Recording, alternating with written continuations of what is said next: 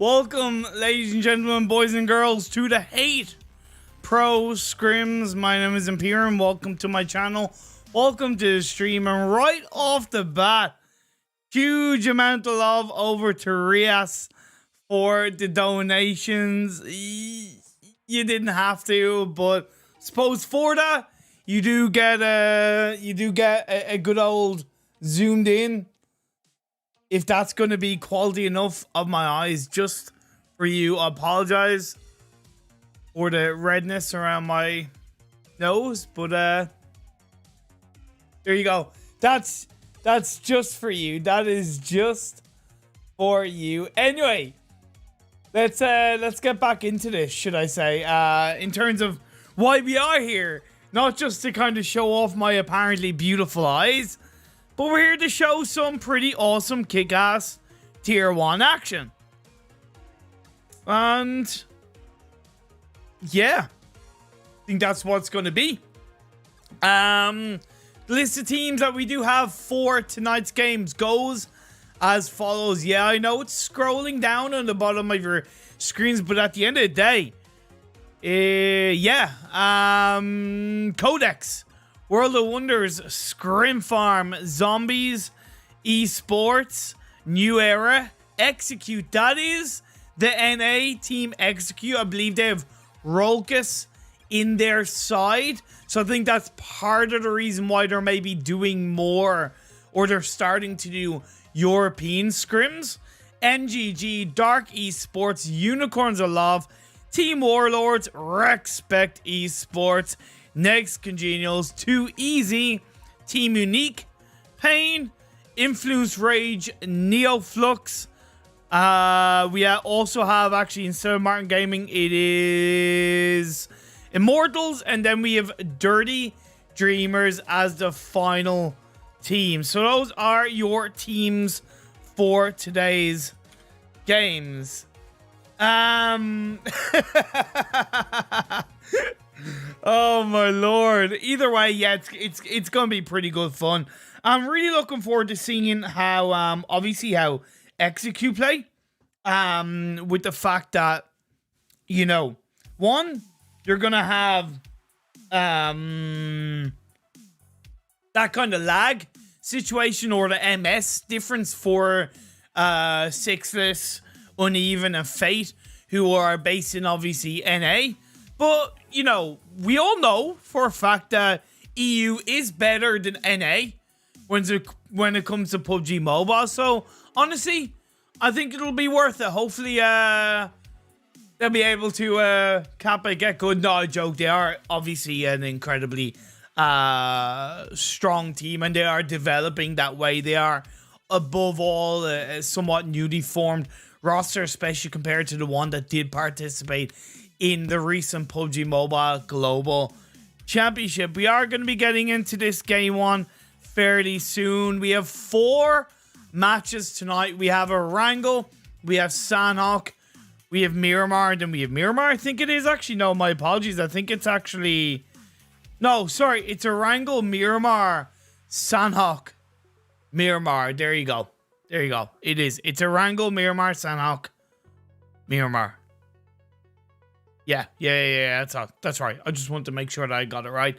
So yeah, we're going to be getting into this game pretty damn soon. And when I say pretty damn soon, I actually mean right now. So let's get this show on the road. The playing path is somewhat pretty central.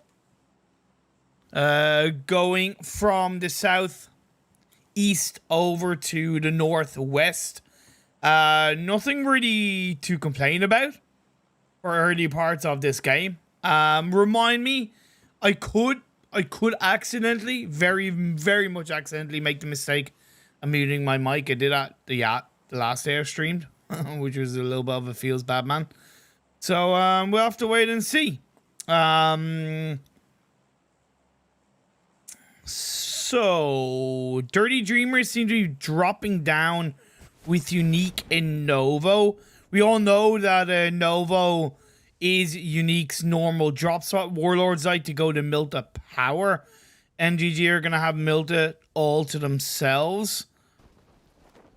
Too easy, gonna go to military base, which is pretty fair to say the least. World of Wonders most likely will stop, grab vehicles, and make their way up to Yasnaya, which is their normal dropping spot.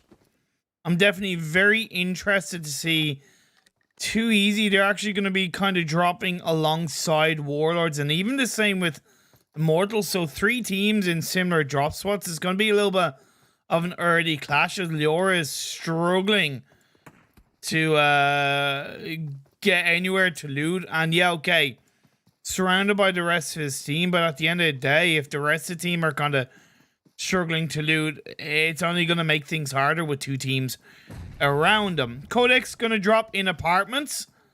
And Dream Eater, is that dirty? Team 10, that is freaking the side of Dark Esports. My apologies. Dark Esports, they're going for a 2-2 split between school and compounds beside school. They'll kind of keep an eye on the side of Immortals. Unicorns of Law are going to have Gaka ult themselves, which is pretty normal. Salah going to get dropped to the ground by Tarek, so that's pretty good stuff coming out from Immortals in the early parts of this game. Losing a player for zombies is not going to help them, especially considering they're already split up. I don't know what happened with NAIX there, but huh? Oh, did he make a mistake and join in the wrong slot? Yeah, that kind of makes sense. Pain dropping in South George. You're gonna have New Era gonna be in the crates of South George, and Execute are in North George. So really interesting to see what's gonna go down in terms of rotations as we get through phase 1. Mine's gonna come in to get the initial knockdown onto one of the Dirty Dreamers players. Lovely by Analysis of Team Unique, using that flank position to compress and keep the pressure onto the side of Dirty Dreamers. Most likely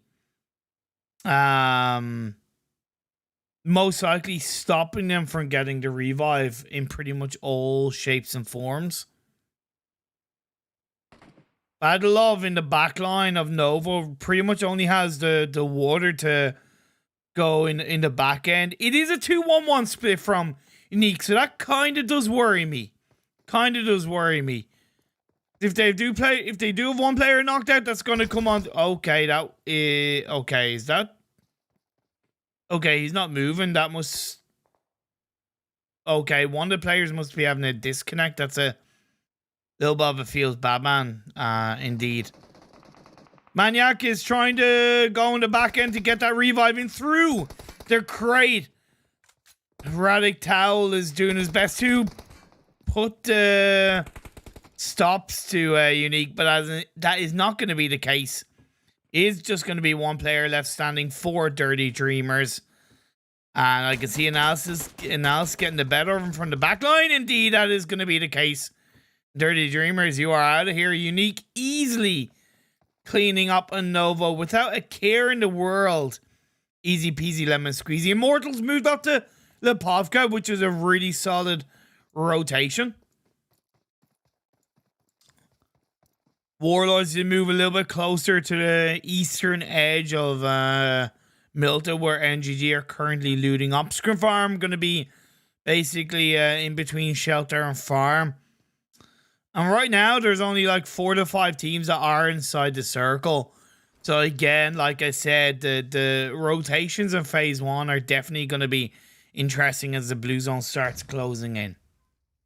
These are not advanced rooms as far as I know, so the circle does not close in as quickly as you would get in a fully competitive setting.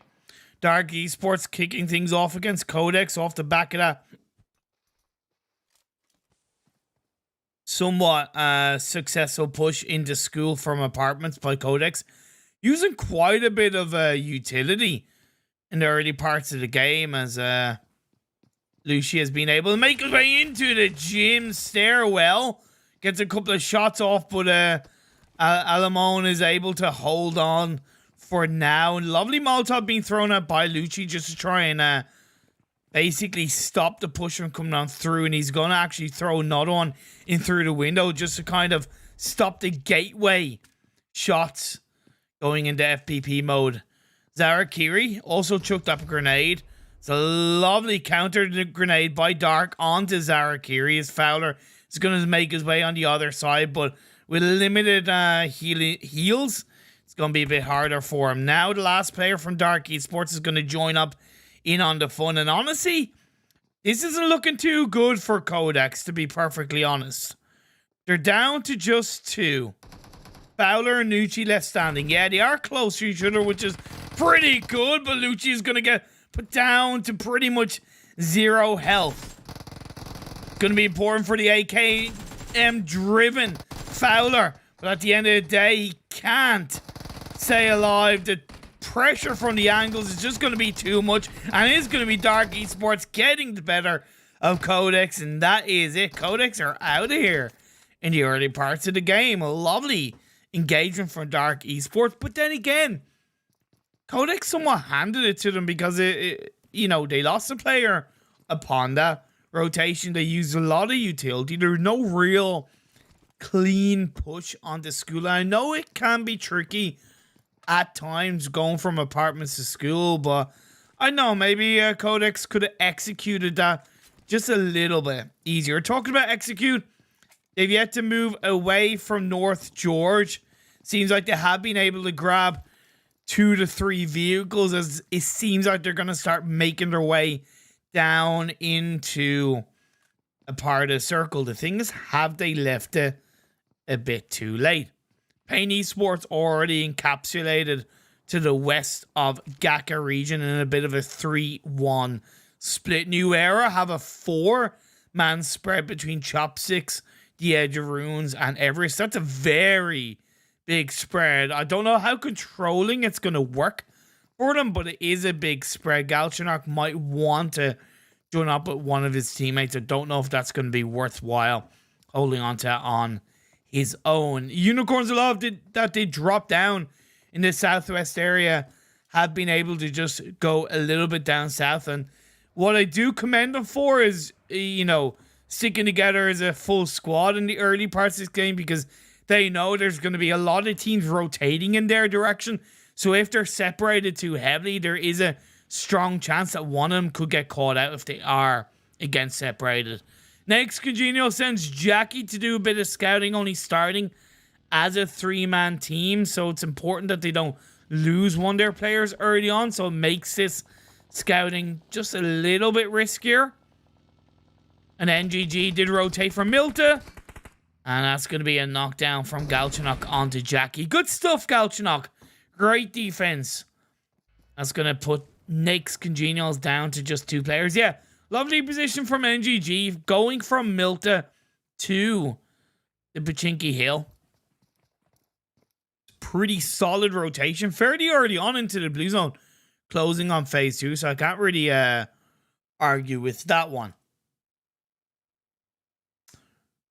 It's actually not Rexpect. It's actually Respect Esports. My apologies. I thought it was Rexpect, but it's actually Respect. I got the information wrong on the thing. But this is what I was talking about with these rotations. Some very predictable rotations across the board from Warlords, Immortals, ScrimFarm.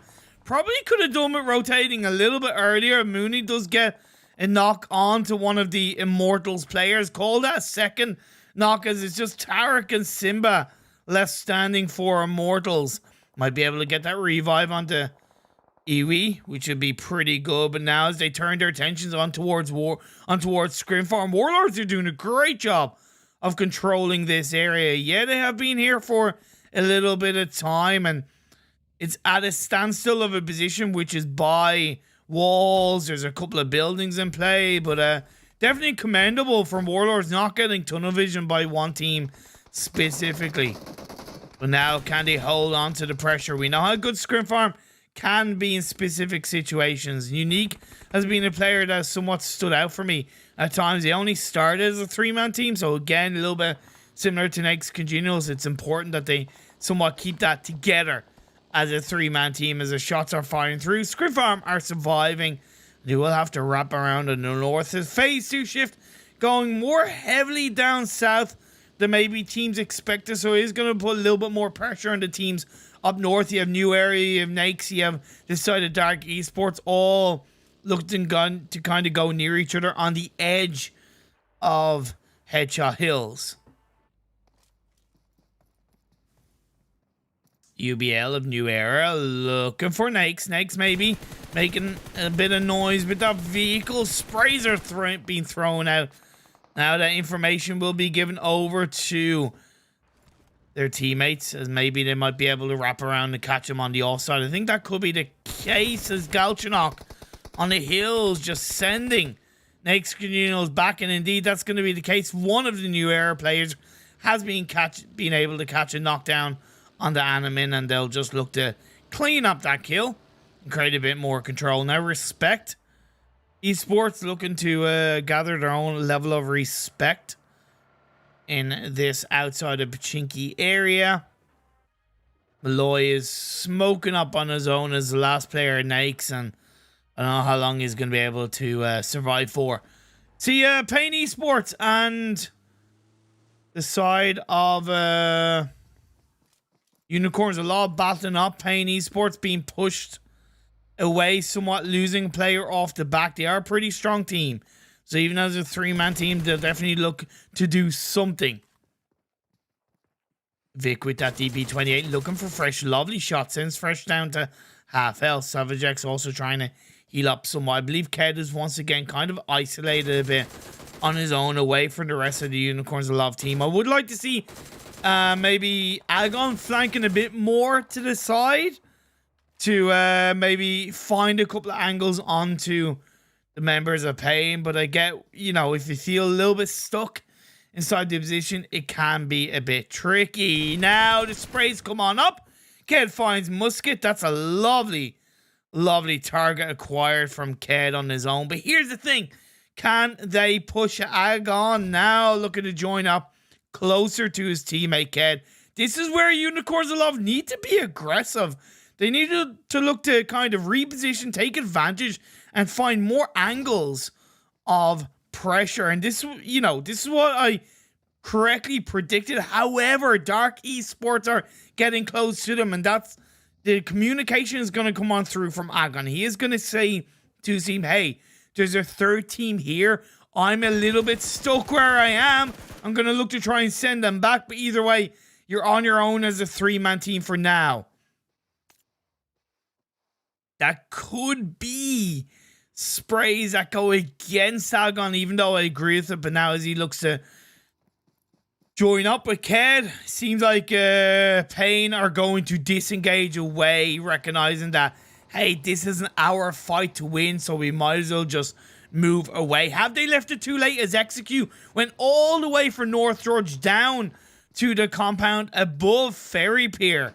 Very wide, not wide, but a very deep rotation done early on. We'll have to see if it works out. Immortals down to just 2 players.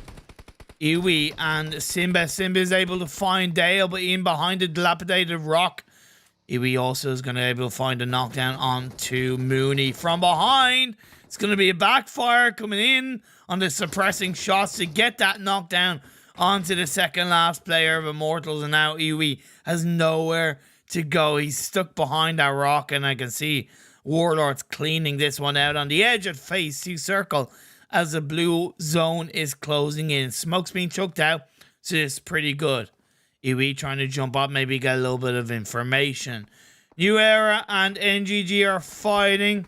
See, New Era, they're going to trade on up, and it is going to be Mooney that gets a confirmed kill onto the last player of Immortals. They're not looking so immortal right now, as Banger was revived up. It was off the, I believe, the reposition by NGG, where it might have gotten caught up by one of the New Era players. New Era are still up as a full squad, but they have a 2-1-1 spread near the center of the circle. I definitely can respect that. However, I find it risky in itself. These are scrims, though. It's a time to test these kind of pressurized, riskier 2-1-1, you know, center circle splits in my eyes. So I definitely can respect that. Phase 3 shifts down south, pretty good in the favor of Too Easy, Unique, Pain, and Execute. Also, Unicorns of Love, not looking too bad on the northwestern side of the circle, but you're definitely going to have to be very protective of their area inside as teams look to wrap around them. There's a compound down below from where they currently are, so it could be a little bit of a target for a couple of teams in New Era.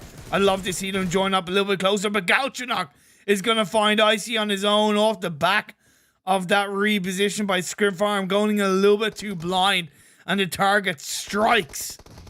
That is Galchinok. He does chuck up a grenade. If he can't look to basically delay ScrimFarm engaging and force them back, it allows teammate to join up, and that has been the case. ScrimFarm is just going to get the hell out of there and look to survive as a two-man team. Too Easy have a 3-1 split with 3 of their players on the hills above the compound that their 4th player are in. I get that, but I'd like to see it the other way around, to be perfectly honest. I kind of would have preferred to seen Reflect 1 on the hill and then 3 players in the compound, but I can respect it. I can definitely respect it. Unique playing on the coastal line of this western bridge, and Zombies leaving it quite late to rotate across the bridge, and you can say that they've gotten pinched. I don't know if they went for rotation across the island from the eastern bridge to the western bridge, but either way, they've gotten somewhat caught out. Dark Esports, who did come under a little bit of fire from Unicorns of Love, disengaged around and went on to the edge of the circle, the western edge, which is the compound that was previously held onto by Execute, but because Execute reacted pretty swiftly to move into Ferry Pier, they've got that all to themselves, but now they're going to look up as Zio. Going to try and find a bit of information on teams rotating around the Morteza of Rexpect Esports. Lovely shots being fired up, but Fade is going to get caught out, and that's really not good for them. It's going to get confirmed up as well by Jekyll, so Execute as a 3-man team are going to have to be very, very careful of what they hold on to with this position. Zombies get to knock onto one of the unique players, so that might allow them a little bit of time and grace to move in across the western bridge. It's a bit quiet on the western front, to be perfectly honest. It's a little bit quiet on the western front. Rexpect. Beast taking the shots in through the building that Execute holds onto inside Ferry Pier. It's somewhat in the open, and there is Dark Esports on the edge of the circle. I'm a little bit surprised that they can't third party from this distance, or maybe they kind of don't want to as of yet. Yeah, it is a little bit far away, so it seems like they aren't able to find the angles. Plus, with the smokes being covered up by Rexpect, they're able to hold on. World of Wonders able to pick up a kill. I'm not quite sure who that was before, but either way.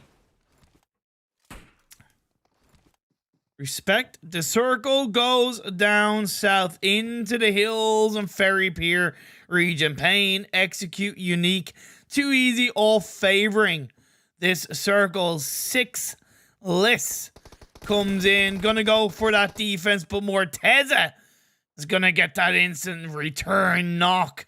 It's gonna leave uneven. He's gonna get knocked down. So pretty much Zio is left on his own. There's actually no Rokus playing in today's scrims, or at least in this game 1. So Zio gonna find himself under a little bit of pressure as he looks to move away.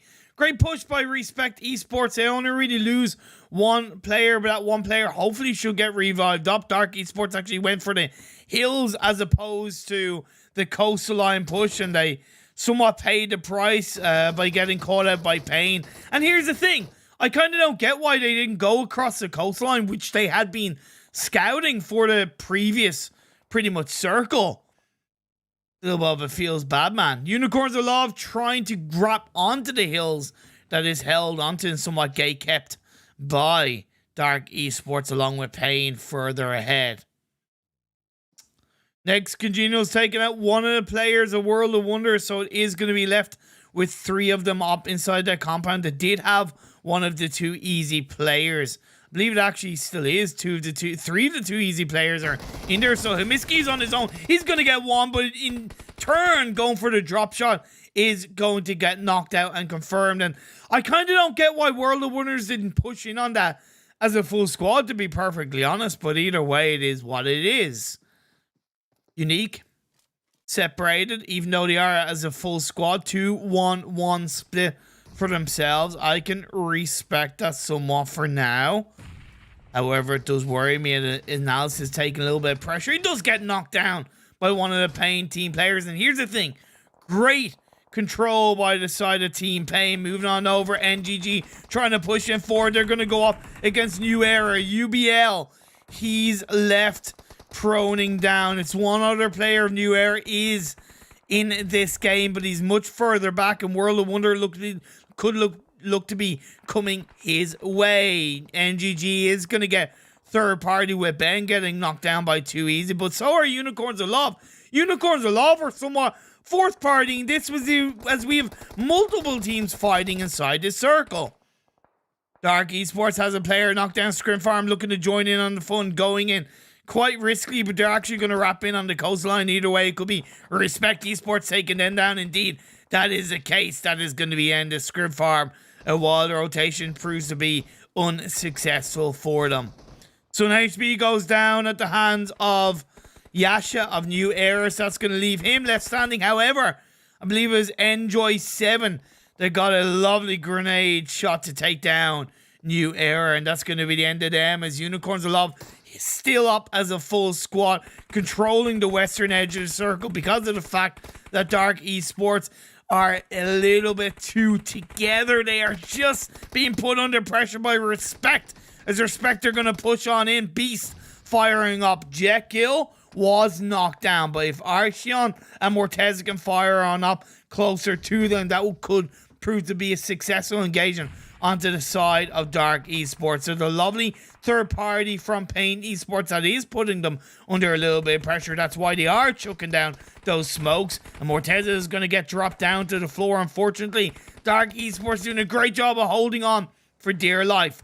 Jekyll was revived up. He's healed up. It's him, Archeon. And Beast, once he gets those smokes off, to try and put the pressure onto the members of Dark Esports. Cheetah, now the last man standing, as Unicorns of Love are pinching him along with Rexpect.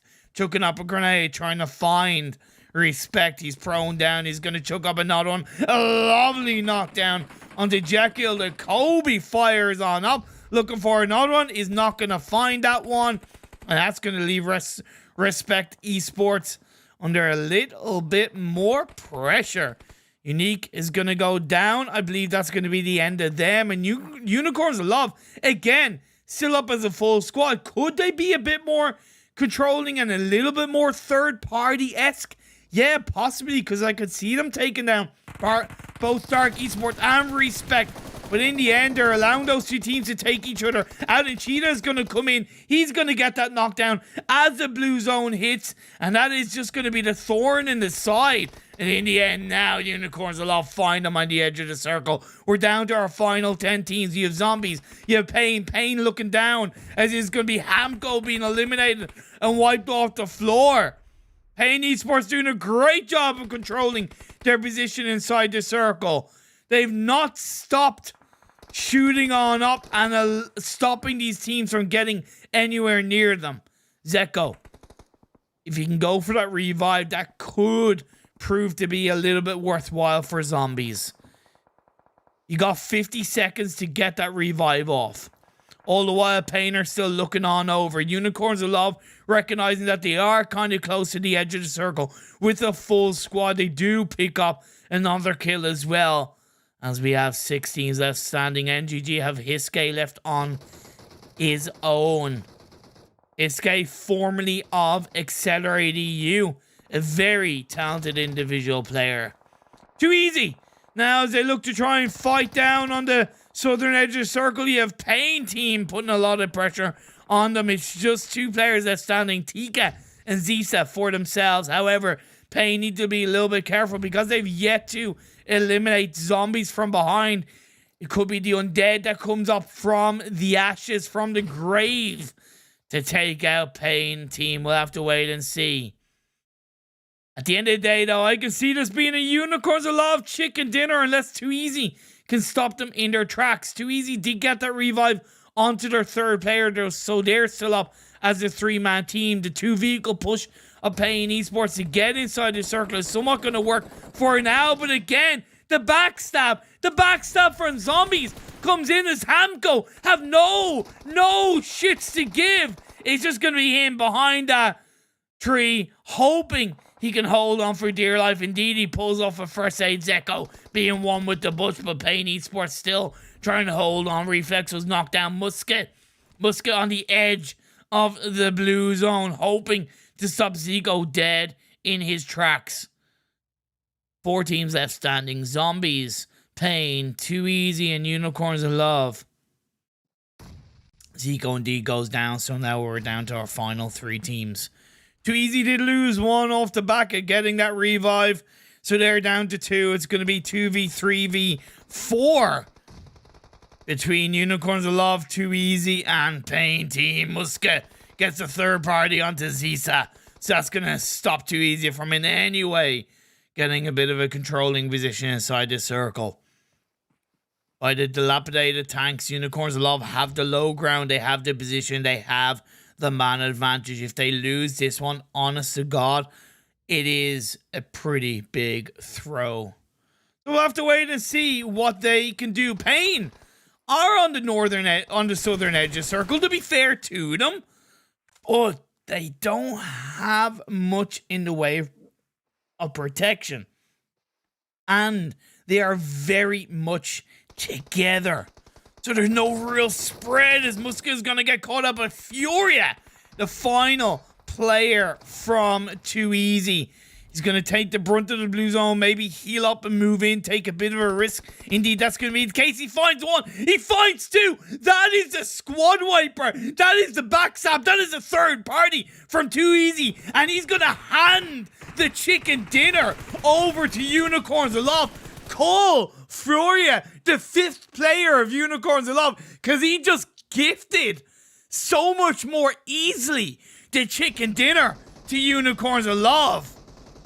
Man, absolutely spot on from Unicorns of Love. The amount of kills they got speaks for itself. I did wonder if they were going to play a little bit too passively.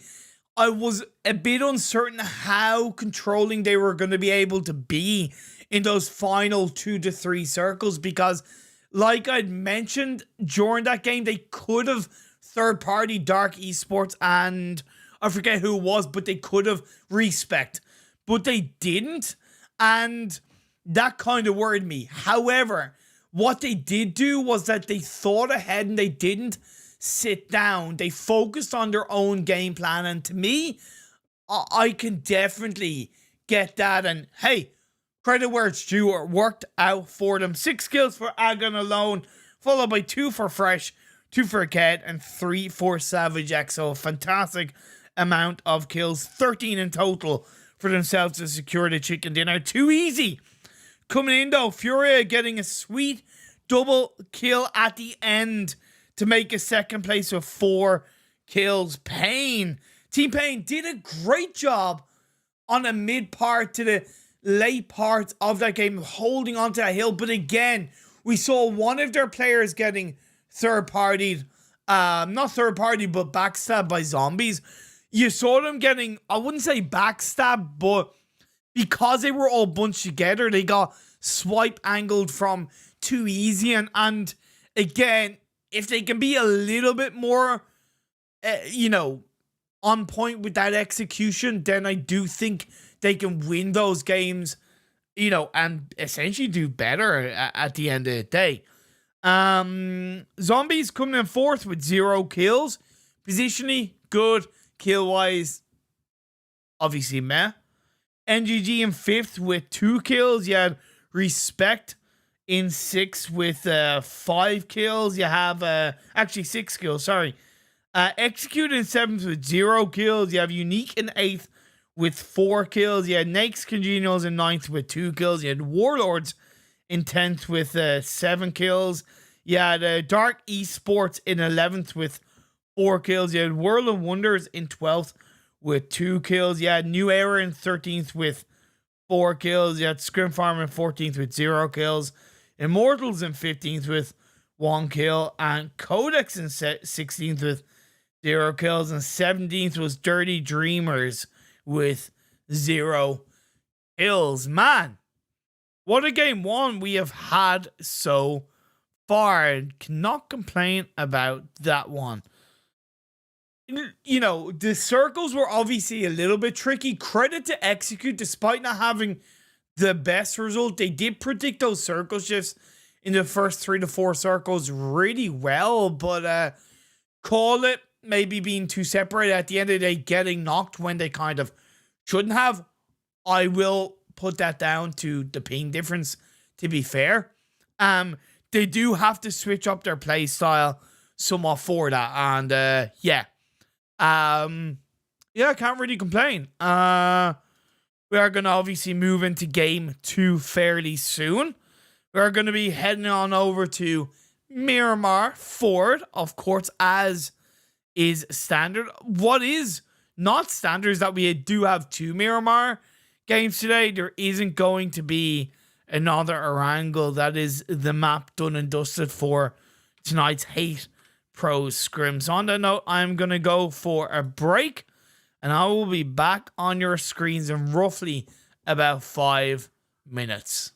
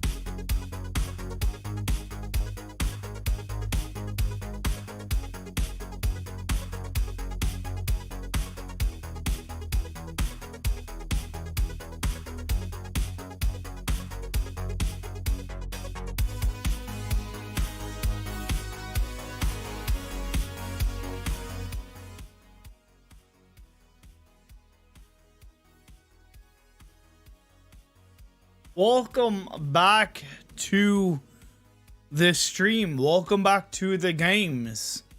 Well, fantastic game one at Erangel. It was won by Unicorns of Love. They're genuinely looking not bad. I know that these are just scrims, and again, I will say it before. I've said it before, and I'll say it again because I'll continue saying it. Of course, scrims is not the full reputation, or is not the full picture of how teams will perform in competitive. Not at all. Not at all. However, there are always elements and areas of how a team perform in scrims that can be brought into how they're going to perform in competitive.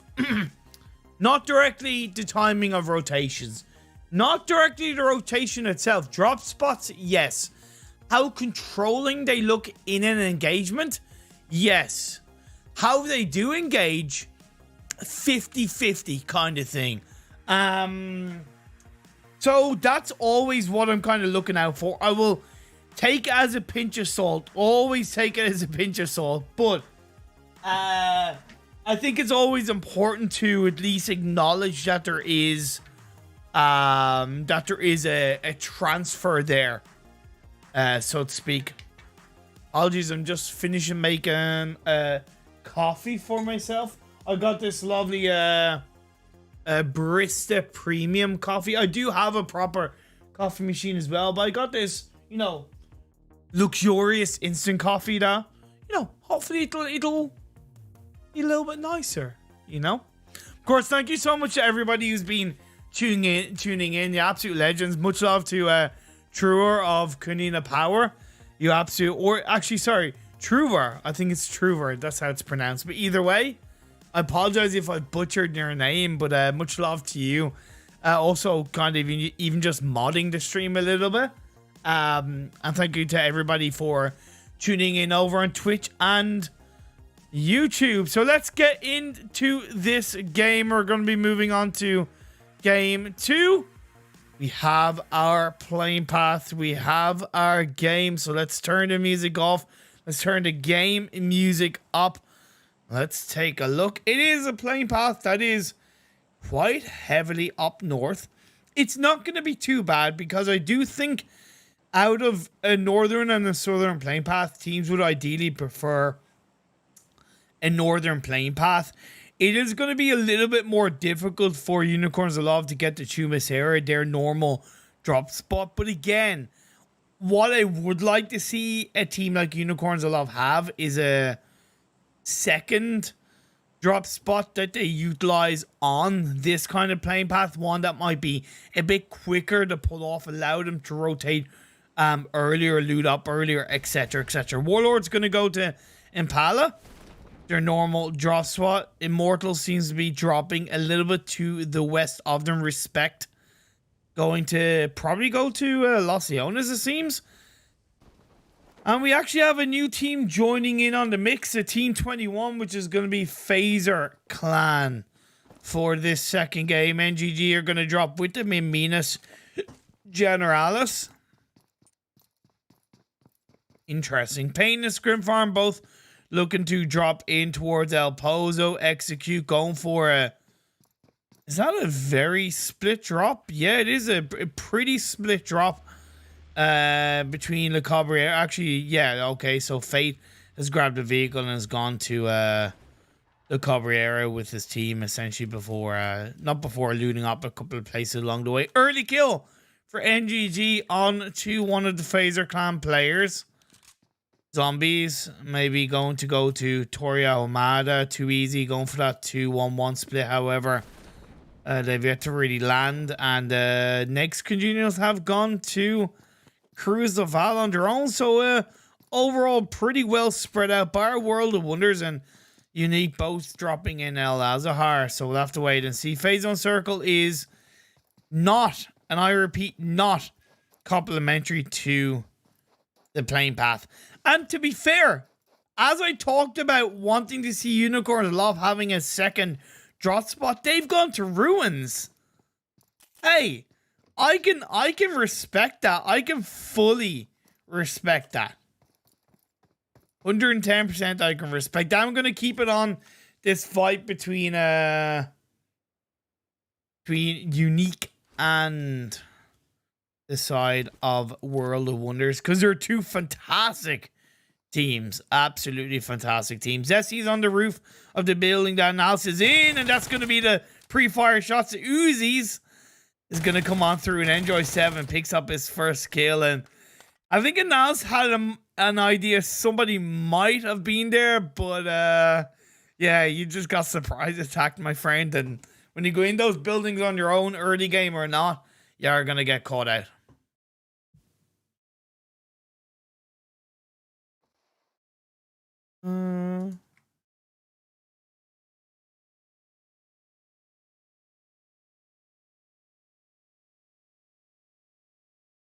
Oh man.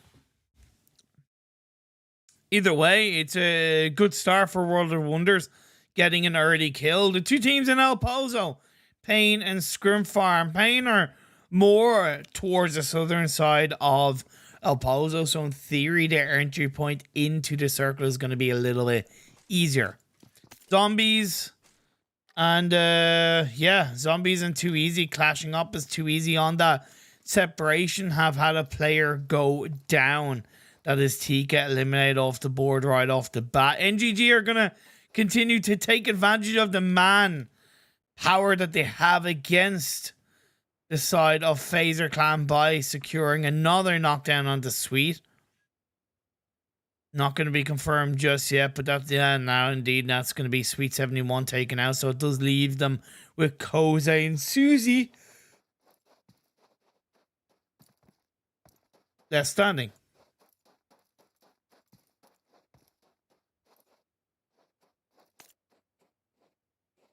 Dion, you gotta like clarify when I say that. Damn it, man. Okay.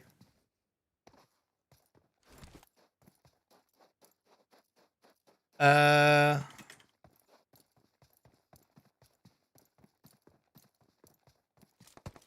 that's no problem, Dion. I will absolutely do that, my friend. I will absolutely do that. Sorry about that. Thanks for letting me know. I will do that, my friend. Hiske is going to come in and get a knockdown onto Suze. So, really, NGG just really putting the pressure on. However, Koze with the 4x, I believe it was 4x. Either 4 or 6x AKM did get a knock and a kill onto one of the members of NGG. So, it will kind of stop them a little bit. However, you know, it might actually anger NGG a little bit more as Susie is going to get confirmed up. And it's just going to be one player less standing for Phaser Clan. Here's the thing. Is it worth pressuring it? Pressing that? Is it worth going for that kill? Because you're only going to hurt your potential rotation into the circle or the timing of your rotation. But then again, these are scrims. New Era have gone further, closer towards Chumasera, which is pretty good. Let's take a look in this potential clash between Pain and ScrimFarm. Reflex is going to look to take shots inside that building if he can bait the members of ScrimFarm to the outside where his teammate can hopefully get that refrag. That could be proven pretty well. However, that isn't the case. Vic is left on the roof of that building on his own. Lubomir in the back line might be able to do something, and Unique is actually going to go down in a little bit of a 1v1. However, it's going to be traded up, so ScrimFarm still have Unique left alive. Hackshot, formerly of The Real Deal, had a pretty successful start to the first half of 2020, but did peter off as a player in The Real Deal later on in the year. So hopefully 2021 can be overall a better year for him and the ScrimFarm crew. Doing everything they can to prepare for the PMCO. See if it can work out in their favor. Lubomir coming in on the outside of the building now. Going to open the door. Switch on over to the window. Try and get a little bit of information. Wrapping around the side of the building. Hackshot comes in to get that knockdown onto Reflex. Good reflex from Hackshot, if I do say so myself. Especially with a UMP. in his hands as Muska is crawling down to his teammate Lubomir. Vic is on the roof of that building, but he's getting suppressed up quite heavily by ScrimFarm as they look to really close this one out. Muska get confirmed up. Unique did get revived up. It is going to be 4 against 2. And Vic has nowhere really to go, and he does get knocked down by Unique. Lubomir just gonna crawl up the stairs on his own as the last player standing, dancing with the moon. He's gonna get one. He's not gonna get the other, and that is gonna be the proven manpower off the back of that engage, and it is gonna be that squad wipe for ScrimFarm on to the side of Pain team. But now as we move on up, New Era are taking the fight against Dark Esports into Miss Era. Alone is gonna get most likely finish on up here as the other two players of Dark Esports. Cheetah. Not Cheetah, because Cheetah is going to get shut down. So Janelle hooks up a grenade. Might be able to find UBL. Not quite, unfortunately. It's going to leave him behind a wall. Really nowhere to go because his teammate Dark 7 is very far away. Galchinok. The other side of the wall. He's going to go for the jump shots. He finds him. That was a very good shot from Galchinok. I absolutely love that, man. Very nicely done indeed. As the rotations do start flying on through, Unicorns Love making their way. Okay, Dark 7 took himself out. Maybe he didn't want to continue on in this game on his own. A little bit of a feels bad man indeed. Yeah, Unicorns Love wrapping around on the western main road line, which is very good, and they're going to come on towards probably the hills just above Valdemar, stopping a little bit earlier just to make sure that it's all good in the hood. NAIX also starting to rotate, however, they're a little bit more separated on their rotation. The fight is technically still happening between Unique and World of Wonders. World of Wonders left with just one player, Hemiski. He switched it on over from a buggy to muscle car. And now Dirty Dreamers along with Zombies also making their way down into the edge of Phase 1 circle. I would say somewhat predictable rotations from a good few of these teams, and it's a little bit sad we're not seeing any kind of unorthodox you know, kind of rotations in the sense of maybe sweeping to the west or to the north in that sense. However, if they're not used to each other in the lobby, it kind of makes sense that they are maybe just going a little bit more direct. At least they're getting there quicker, and yeah, despite the risk, they're getting information.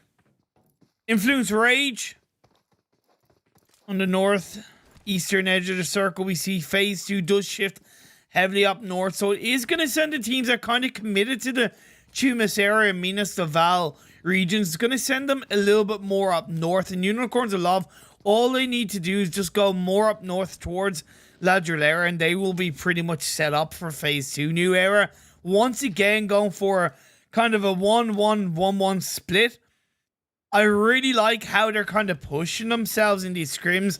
It is hit and miss, and sometimes, it doesn't go their way, but because they're a very aggressive team, and they're trying to really test and push themselves for PMCO, you know what, I can only respect them for that. Too Easy, ScrimFarm, and the side of Influence Rage are going to catch each other out somewhat. One of the members of Too Easy was knocked down, I believe, with that vehicle being blown up on the El Pozo fields as the shots were fired up by Influence Rage. I don't believe that's the same Swave that we know from Hate Gaming. As far as I know, it's not the case. It must be a different Swave. Either way, Hansi is also joining up as they look to opt to go for that rotation rather than gatekeeping the side of Too Easy. On one hand, I can respect that. On the other hand, it could go against them.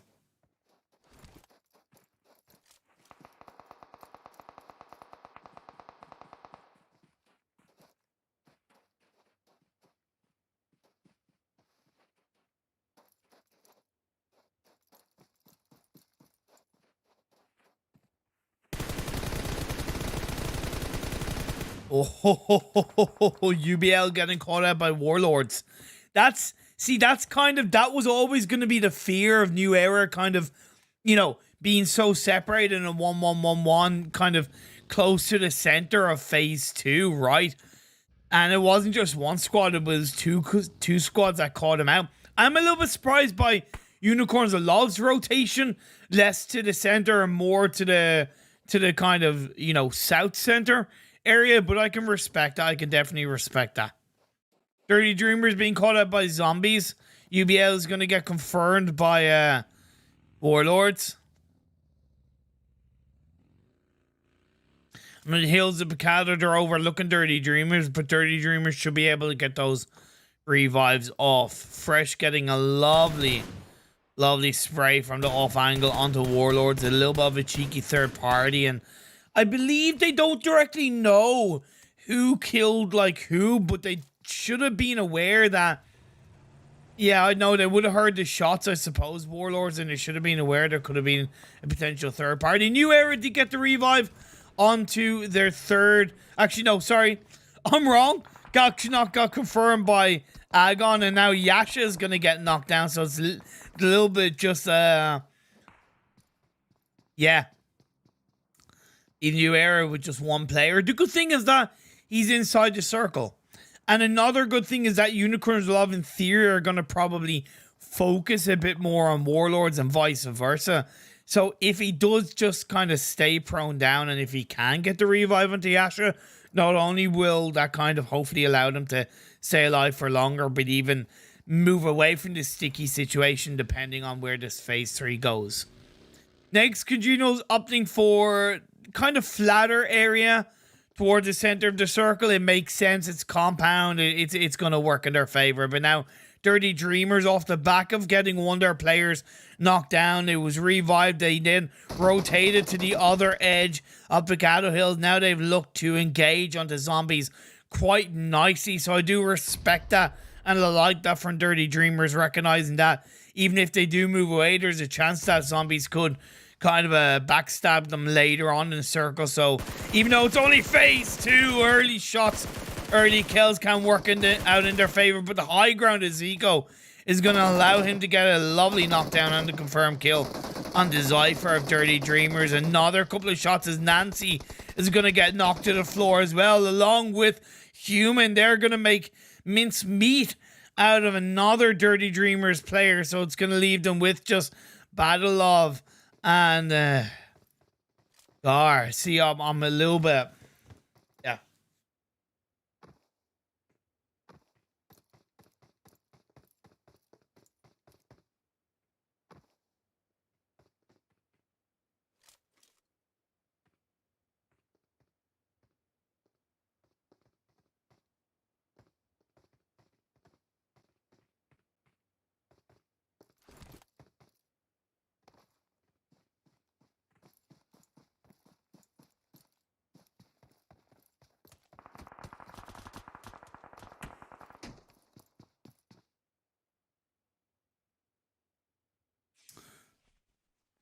Apologies about that.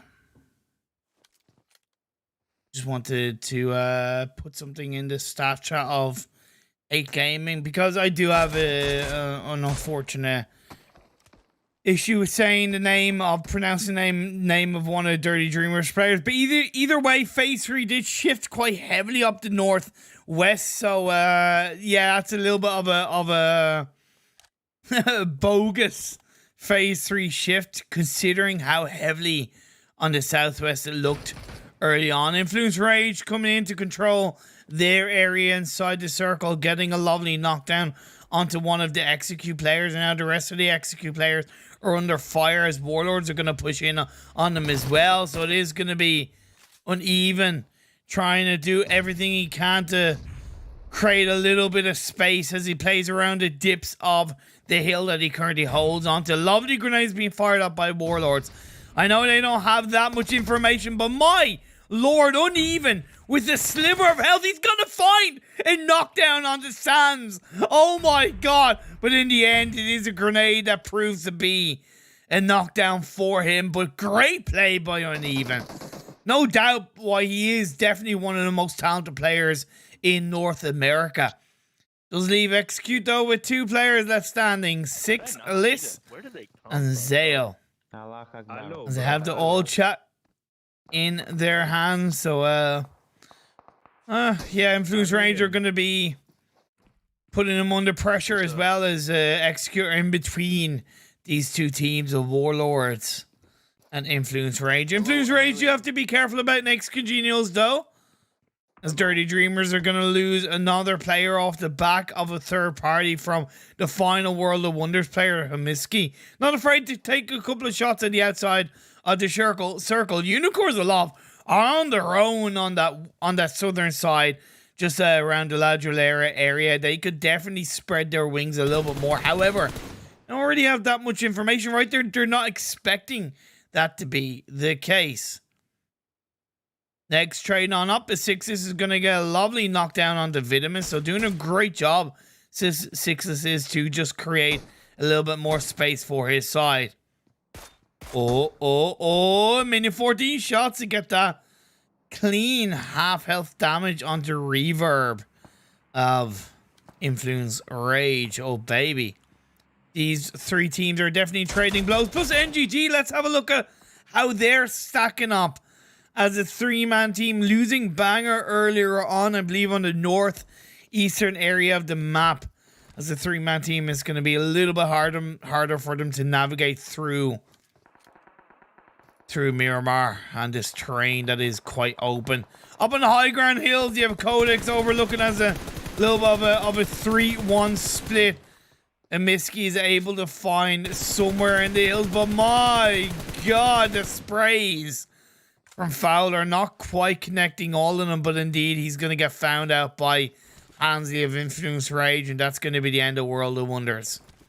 Is Wade actually still alive? Yeah, okay, he is alive. He's just late to join in. The next phase does center up quite nicely into the favor of Influence Rage. I believe Execute had one of their players knocked down, but they was revived up. Unicorns Love now outside the circle, so they're going to have to try and find some position in. But I believe there's Rexpect looking to find her own position on the edge of the southern part of the circle, wrapping around. Archon was knocked down.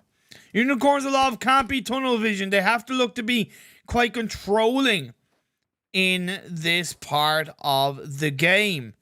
It starts to be the case where teams are getting closer to each other automatically. Savage X is further in line, looking in the direction of 2 of the Rexpect players. But again, time's ticking down.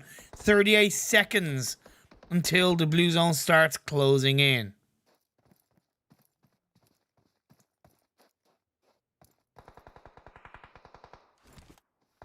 Sixes finds a knockdown onto one of the members of Influence Rage. With all due respect, credit to Sixes, he's doing a great job of just creating a bubble for his side and pushing back any kind of pressure that Influence Rage, you know, could potentially put onto them.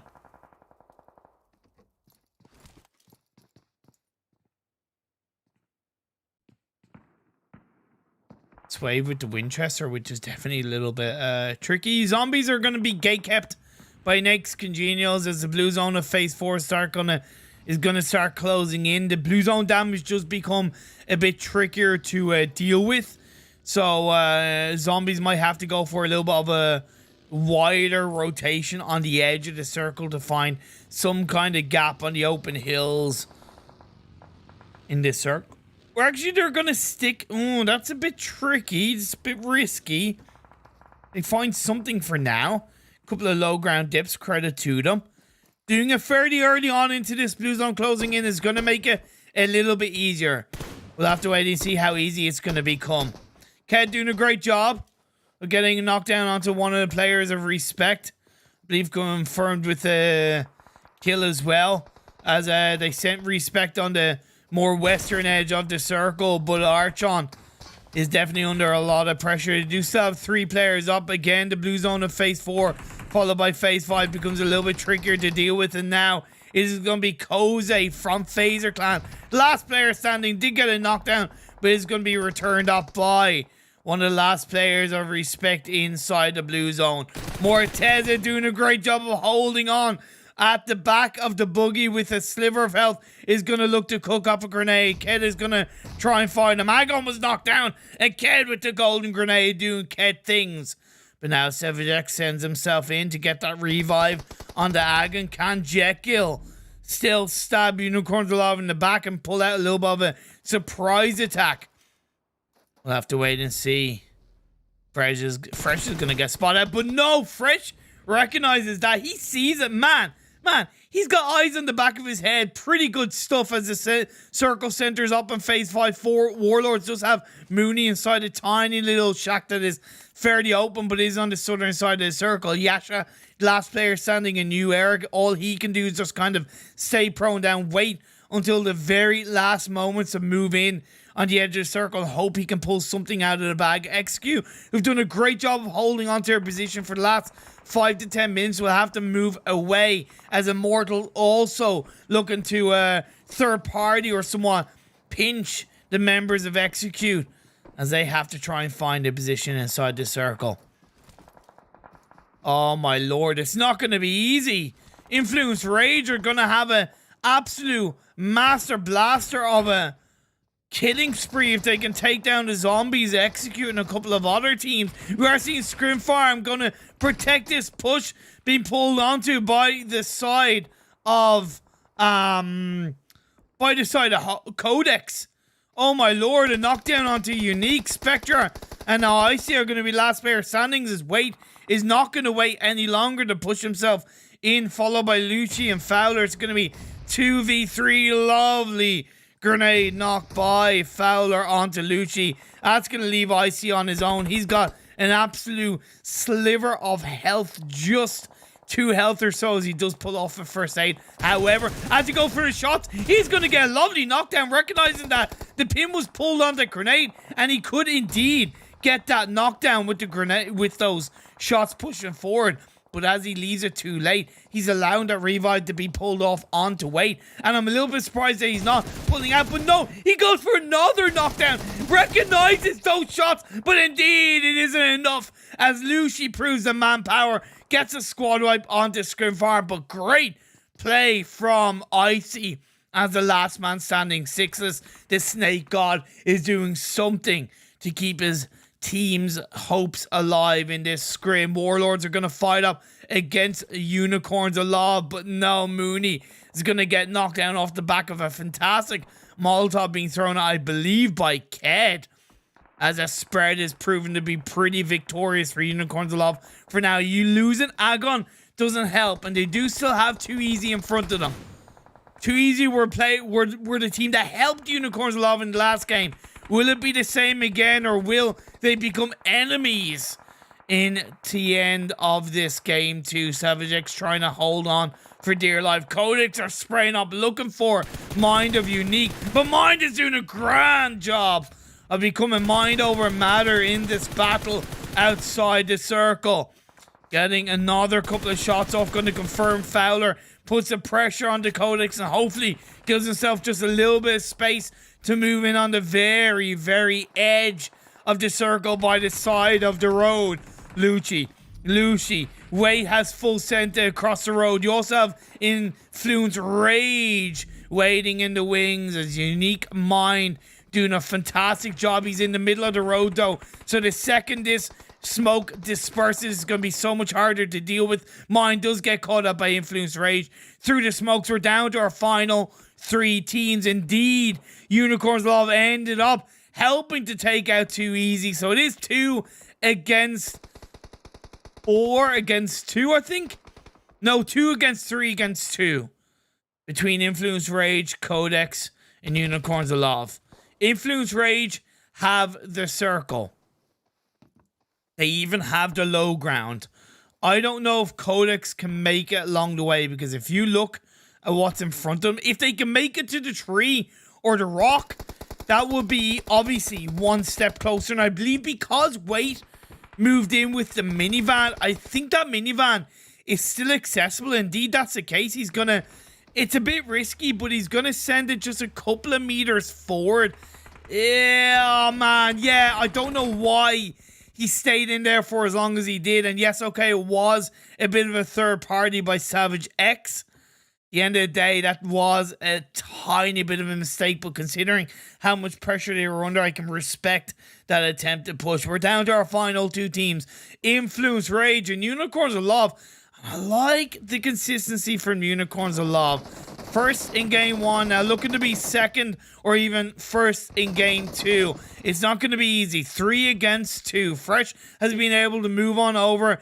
Not quite into circle, on the edge, mind nonetheless by that crate drop. Savage X finds Swave off the back of him, taking the brunt of the blue zone damage. Fresh can't hold on for any longer, and it is going to be Influence Rage that comes out on top in game 2. Man, Influence Rage, look, they had the compound for quite a while. To be fair, they did deal with a lot of pressure from Execute, where multiple knocks came through onto their players. And yeah, okay, it ended up going in their favor, but it does worry me that in different situations, they would possibly get put under more pressure off the back of those knocks. Again, solid result for Unicorns of Love. A hefty load of kills, 11 in total to get second place. First followed by second. Again, something else that can be used to give an idea of how good a team is going into competitive is consistency of scrims. Despite what a team tries, if a team can be consistent in scrims, there is definitely a very strong possibility that they're going to be consistent in competitive. And even then, I've noticed that in scrims, Unicorns of Love haven't been that consistent. So to see them be first in game 1, followed by second in game 2, as they just look to take screenshots, it's really good. I'm very happy to see that.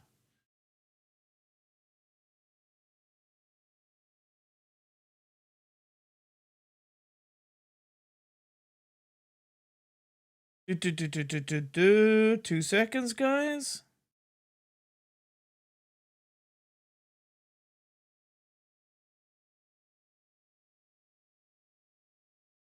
Cool.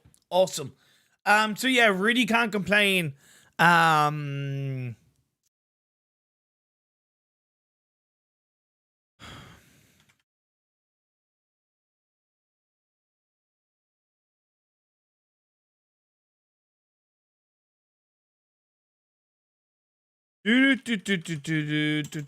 I'll leave that for a break. But either way, absolutely solid first couple of games. We are going to have a second Miramar game in the final game of the day. So I'm kind of curious to see if teams will have somewhat learned from Miramar mistakes, learned from positioning despite the circle changes that might come about in the final game.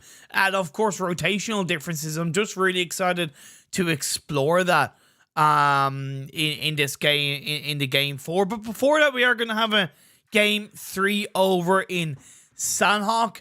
We know how crazy that map can be, how unpredictable it can be as well. So definitely no doubt that it's going to be pretty damn exciting. Just taking once again an overlook at the results of this game 1. Influence Rage finishing in first with 13 kills, 9 of them coming from Hansley alone. So Hansley really helping to rack up the points and confirm those kills for his side. Unicorns of Love in second with 11 kills. Yeah, Qodex in third with 5 kills. A great push down from the hills on this ScrimFarm that ended up working out in their favor. However, they did kind of allow I believe it was the mind of Team Unique to really probably do more than he should have onto the side of Qodex. But they are both from the same region, so you know, I'm kind of not surprised that they both maybe clash up against each other in these situations. Too easy. Finishing in 5th place with 1 kill. You had Execute in 6th with 2 kills. Look, again, they're playing from North America, so the ping is definitely going to make it a little bit harder to play, a bit more aggressive. They're definitely rotating somewhat early. And again, these are just scrims. Who am I to judge? Especially against a god that is sixless. Let's be fair. Warlords in 7th with 4 kills. You had Zombies in 8th with 7 kills. You had ScrimFarm in 9th with 6 kills. You had NAIX Congenials in 10th with 3 kills. You had Immortals in 11th with 0 kills. New Era in 12th with 3 kills. NGG in 13th with 3 kills. Rexpect in 14th with 1 kill. Phaser Clan in 15th with 2 kills. World of Wonders in 16th with 4 kills. Dirty Dreamers in 17th with 0 kills. Dark Esports in 18th with 0 kills. And Pain Team in 19th with 0 kills. Again, not only is this not a symbol of how competitive will go because of teams just playing on a different mindset and scrims, but the fact that we have like 3 extra teams, there's more kills available. That means, in theory, Influenced Rage's kill count could have been influenced or inflated due to the amount of players. But then again, at the end of the day, it kind of doesn't matter if you're a team and you're going for the chicken dinner. You have to be able to kill 1, 2, 3, 4, 5, 6, 7, 8. You know what I mean? It's not like, okay, yeah, no, the max amount of kills I can get in this game is like 2. You know what I mean? Like, it doesn't matter. So, in that regard, either way, good stuff across the board from all of these teams. Let me set the timer for this game 3. Get ready to go on a break so you guys can obviously relax a little bit. I can relax a little bit and we can get ready for game 3 in Sanhok. So don't go away, guys. I will see you all in about 5 minutes.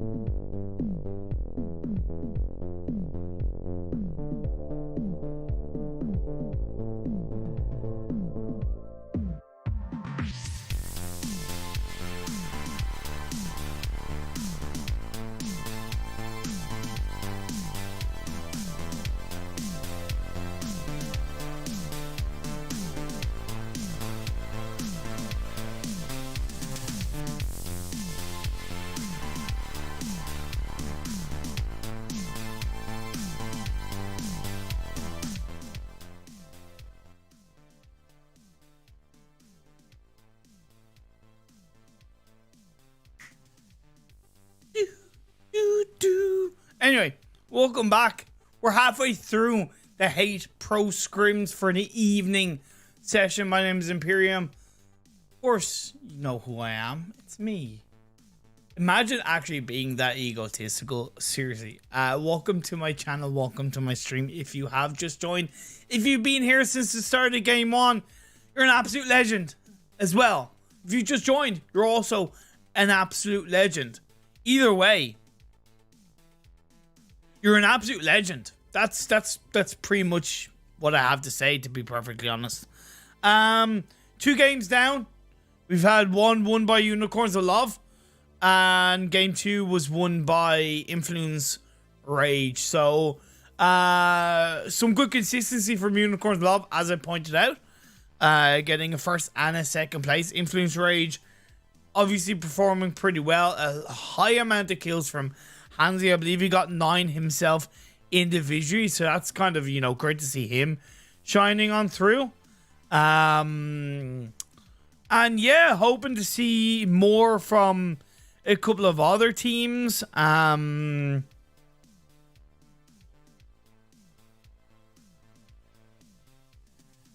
definitely, you know, I'd like to see a bit more from Warlords getting into late game, because as a team, they're known to be quite aggressive, or not so much early game, but I suppose early to mid game, however you exactly want to call it. But they tend to struggle getting to late game as any form of full squad, if at all. So I would like to see them kind of just to be, and I'm not just saying in scrims, it's in tournaments. I've seen it before as well, and it can be kind of a reason why they essentially go downhill in that regard. Team Unique as well, CIS based team. I'd like to see a little bit more from them. New Era. Again, I talked about how much I do respect the fact that these are scrims for them, trying kind of 1-1-1-1 spreads, and in game 1 that worked out, but in game 2 it didn't. In game 2 they got swiped off the floor by 2 teams in the 2 Masera areas, just pretty much simply because they weren't together as a team. So there is a level of, despite it just being scrims, there is a level of adaptability that is required when it comes to strategies that teams use, whether it's in scrims or comp play. So yeah, of course, some teams are known to play a certain play style, and some teams are obviously known to most of the time utilize a certain play style. But if you're able to adapt a little bit away from that when it's needed, it can really benefit you in the moment and in a certain game, and obviously overall in tournaments. So hey, look, you know, that's just me overthinking, probably over speaking it. I just like to go on tangents, and I hope you all are okay with that. Game 3 Sanhok is going to be coming up very, very soon. We are loaded into the game. The countdown timer is flowing on through, so soon enough you'll be seeing less of my beardless face, and you'll see more of the green Sanhok terrain that provides to be very unpredictable at the best of times. You have to be fast, you have to be swift when it comes to rotating and moving through Sanhok. So hoping these teams can pull something like that out of the bag as you get ready to get into this one. 5, 4, 3, 2, 1. Let's shine it on through. Turn the music down, turn the game volume up. We have a playing path that is going from the southeast over to the southwest. Let's go from the south to the northwest. So pretty much it's a western playing path. It doesn't really matter in Sanhok because of how small the map is. It's a 4x4 map, so you can pretty much get to anywhere you want to. It will obviously be a little bit more difficult to get to, or not difficult, but longer to get to Camp Bravo, so it kind of slows down your rotation because of the looting phase taking a bit longer. So yeah, Zombie's gonna drop in the Camp Charity / Bantai area. A lot of these spread right off the bat. Nobody is in Painan. World of Wonders are the only team in boot camp, but it does seem like we have 2 teams dropping in Paradise. No, scratch that. Make that 3 teams. We got NGG, we got New Era, and we also have the side of Rexpect. NGG kicking things off, getting a sweet kill onto one of the Rexpect players as it just looked to load in. Hiske also finding Arch on, so really good start as Hiske looks to really put the pressure on the members of Rexpect. Beast is going to be put down to sliver of health. Itachi on the roof. That leaves Jekyll on his own. NGG being very controlling in the early parts of this Sanhok game.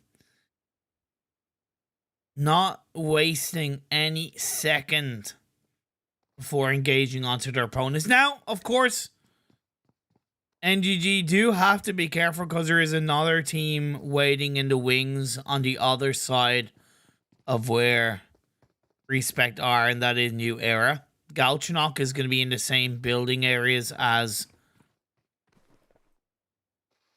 Banger. Footsteps are definitely going to be heard by Banger, and he will give that information over to the rest of his team. The thing is, how much information does Galchanok have? And the more he moves, in theory, the more information he's given over to NGG, and the easier it is going to be for NGG to pinch him specifically. New Era have opted to kind of wrap around the other side of his build. This has helped Rexpect quite well because they did get the revive on the Archon, so they're holding Paradise 1, part of Paradise Resort down as a 2-man team.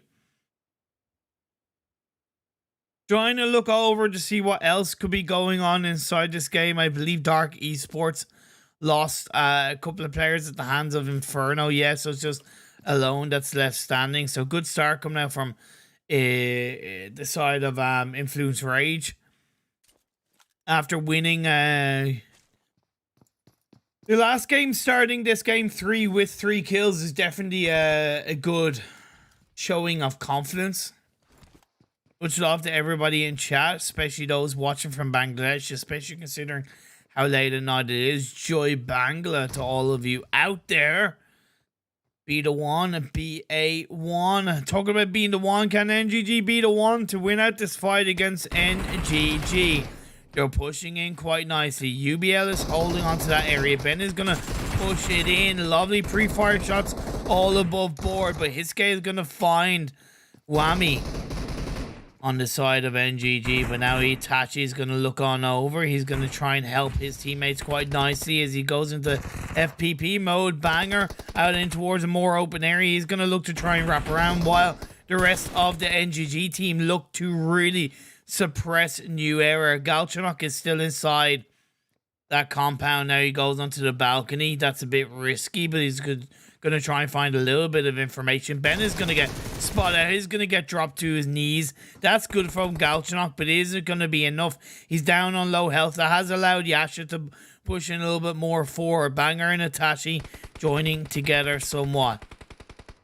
Iske going for that revive, I think, is probably a bit too dangerous because that is going to leave them kind of down a player as Yasha with a lovely grenade does knock down Itachi. I would prefer to have seen I really would have preferred to have seen Hiske not get that revive onto Ben, to be perfectly honest, because that would have given them that 3-man power to keep the pressure on to NGG. But as it happens, they have lost Itachi. They are down to 3.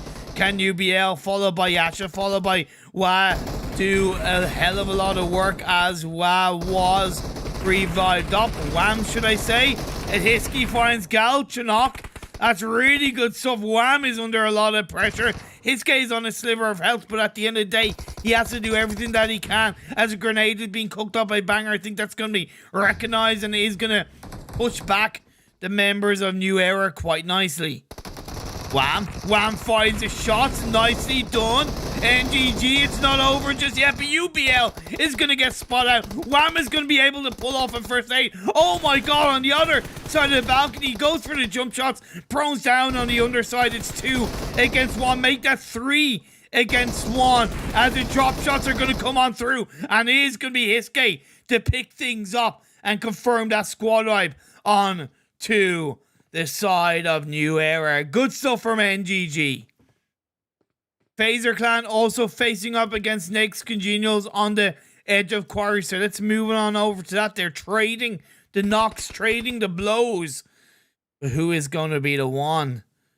Be the best of the foes. Peter's Vitter from NAIX Congenials coming in. Flanking on the same side of the road as his team. However, he's beside a rock. He's a little bit pinched, but I don't think he's in any way being spotted by Phaser Clan. Nope. That's not the case. Oh, actually, no, he has by Susie. That information has been found. It's just him and Jackie that's left standing. So, Jackie just trying to possibly wrap around on the underside of Quarry. I don't think Peter's Vitter has any grenades that he can use. To be honest. Blues on is closing in on phase 1. He didn't really talk about this phase 1 either. Like at the hiccups, unique. Gonna rotate from the mountainside. Execute. 6 went down, so the Zeo, so it's just fate that's standing. Don't know exactly what happened there.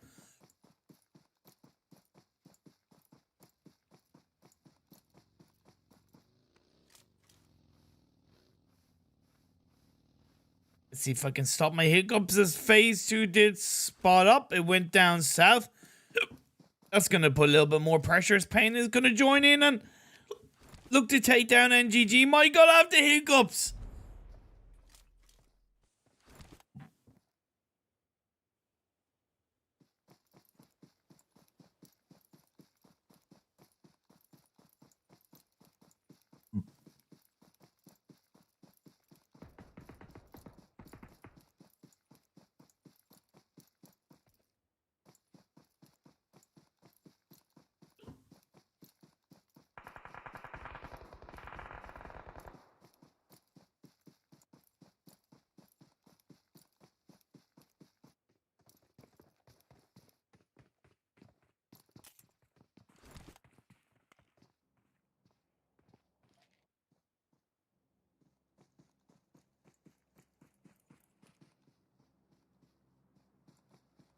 I'm doing my best to get rid of these hiccups, but it's not easy. It's not easy.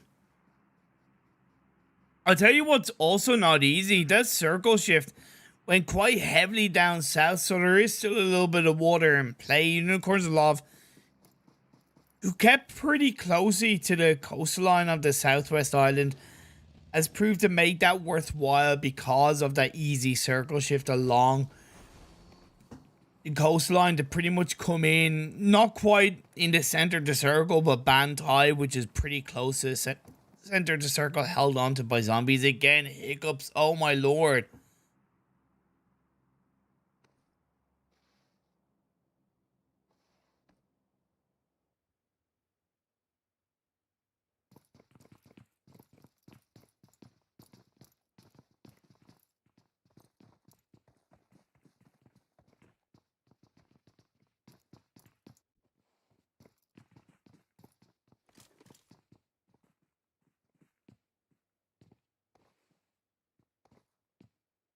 Okay, I think they're gone. I think they're gone. Oh man. I think they're gone. I went mute on purpose, Hugo, because I've hiccups, so I had to try and stop them from happening again. Hopefully they've gone.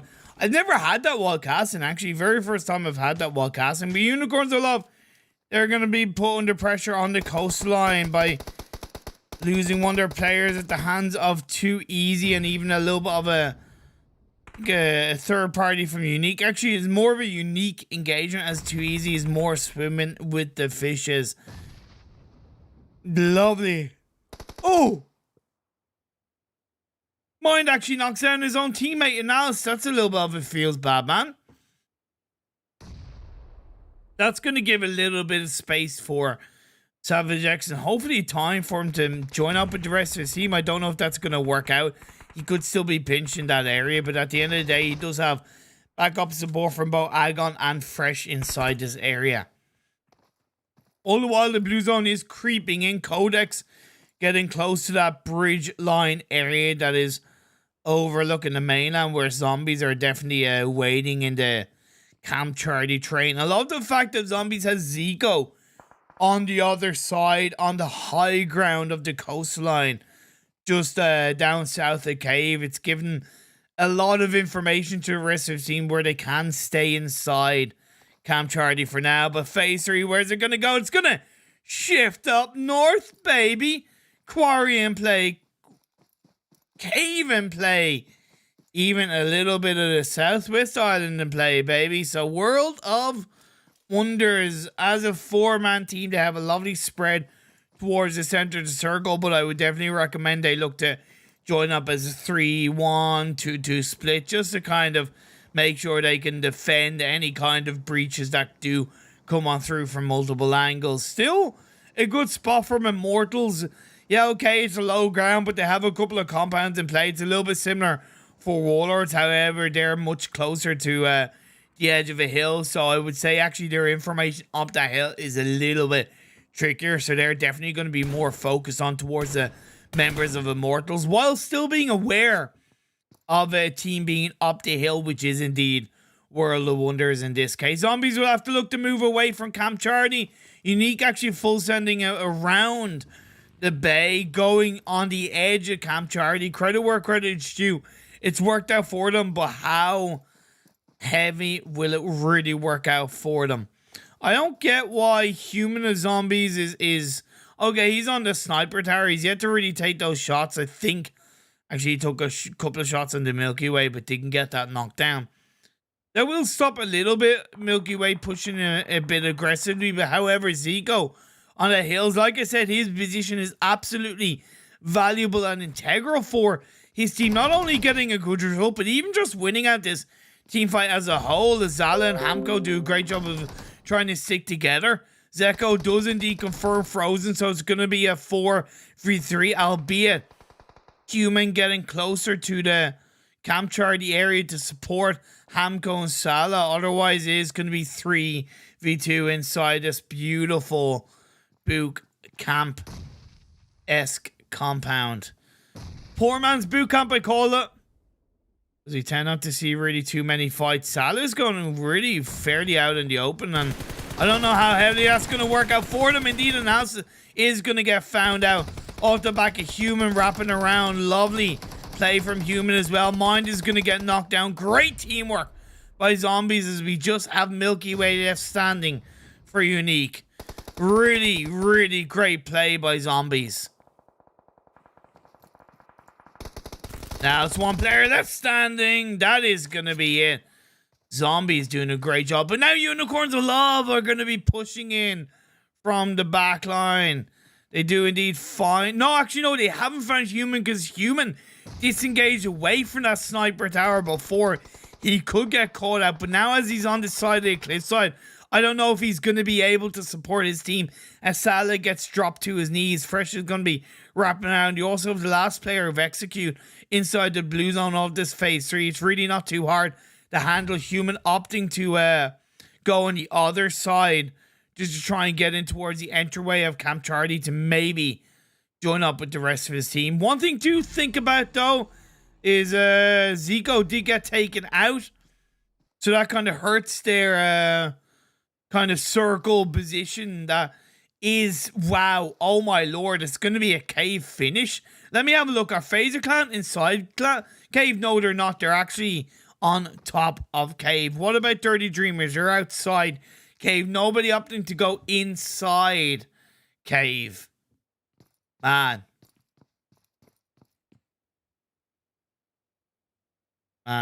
Okay, so this puts a little bit more pressure onto World of Wonders, Warlords, obviously ScrimFarm. What I do think the teams are a little bit happy about is it's not going to be a quarry finish, because that's obviously a lot harder to deal with.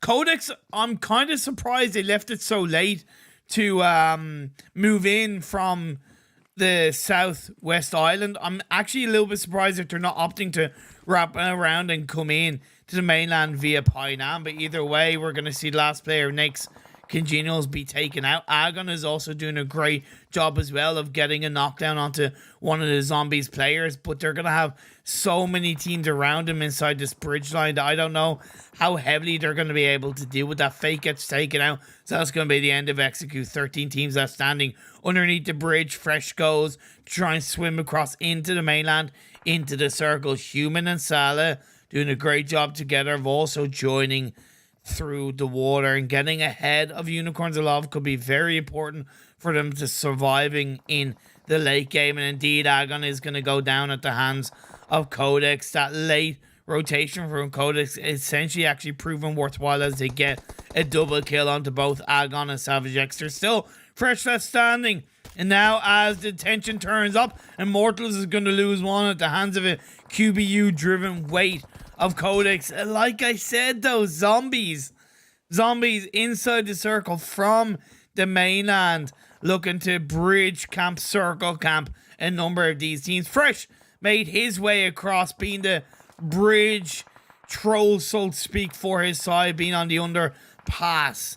Warlords and are gonna have ScrimFarm clashing up on their side. Sun HP, sorry, not Warlords, but it's actually World of Wonders. My apologies. Sun HP is going to go down. Hemiski is on his own. He's yet to be spotted out, but indeed, that's going to be the case, and ScrimFarm will push in quite effectively. World of Wonders, again, they poor rotation for them, because they could easily have joined up a little bit more effectively and being controlling, but they allowed ScrimFarm to push in on that. Too easy, holding on for dear life, but they're going to get taken out just like that. Warlords still on the edge of the circle inside that compound, going to wait for next circle to pop up. It is going to be Dirty Dreamers that are deep in the center of the circle. The one compound that's in the center of the circle, Fresh is doing a great job of pushing back the members of Qodex, but I don't know, it's not going to be enough, because it is going to be a third party from Immortals.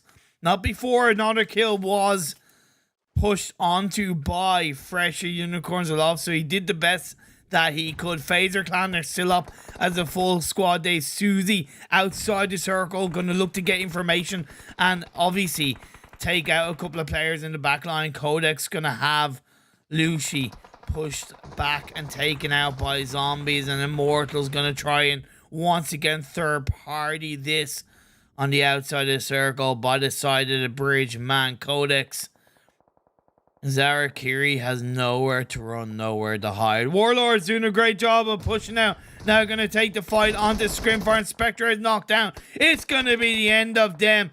And Warlords, fortunately going to win out this fight against ScrimFarm. Couple of victims claimed in that, so I believe it's just going to be Dale that's going to be left standing. I don't know if it's even worth going for that revive onto Mooney, because phase 6 blue zone is going to be very hard to deal with. NGG going to lose Banger, the last player standing. Payne is going to lose Musket. We are instantly down to 5 teams. Is also Immortals going to lose their life. Human has been able to hold on for dear life outside of the circle in the blue zone, trying to heal up on this phase 5. I'm talking about phase 5. Phaser Clan just controlling on top of the cave mountain as Dirty Dreamers push in on the other side of the road as a 3-man team. We have 4 teams left standing. Phaser Clan, Dirty Dreamers, Dark Esports, and Dale of Warlords. The circle actually once again goes down south, so it's even harder for Dirty Dreamers to make their way up the mountain. Therefore, Battle of Ngar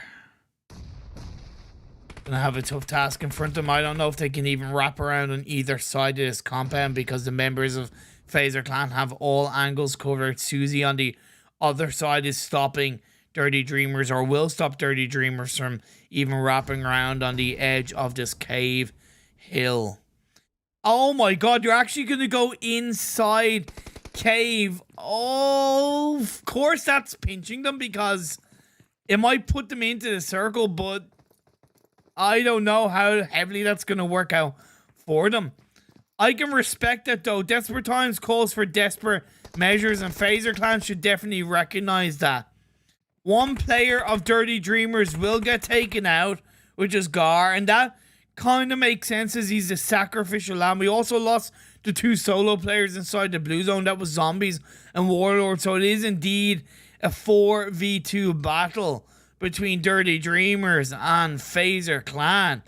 Can Badlov or Sephir pull out something big? Phaser Clan will have to move down and most likely have a player knocked down if they're really going to go for this push onto the members of Dirty Dreamers. The next circle is going to show up. Where is it going to go? Is it going to go in the favor of Dirty Dreamers or Phaser Clan? Badlov, what are you doing, man? Don't move away. Don't move away from that square. Susie actually full sends it down. He actually jumps into the water because he knows that's a safe spot. And he's just trying to investigate information. And Sweet is going to get that kill onto Badlov. And now Zephyr that's left on his own. Up in the water, the kills come through. And it is going to be Phaser Clan getting a pretty confident chicken dinner in this Sanhok game. The circle shifts were very, very weird. Let's be honest. Let's be fair. The circle shifts were incredibly weird. I've very rarely seen a South mainland finish in Sanhok. I don't think I've ever seen it in competitive. I've seen mainland, I've seen quarry finishes, I've seen like obviously Southwest Island finishes, but I've never seen a South mainland finish in cave nonetheless. So obviously teams will very heavily take that with a pinch of salt, of course.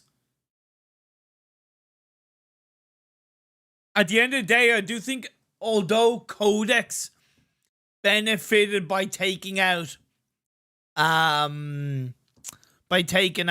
Unicorns of Love on the bridge side, I do think they hurt themselves by not moving across the bridge. I believe it was like 2 phases ago or 2 phases before that, at least 1 phase before that. But yeah, can't really say anything else about that. Again, it was a crazy Sanhok game. We lost quite a few players to the blue zone as well, which is normal. In the words of Jukes, Papa Blue is not your best friend in the late stages of Sanhok.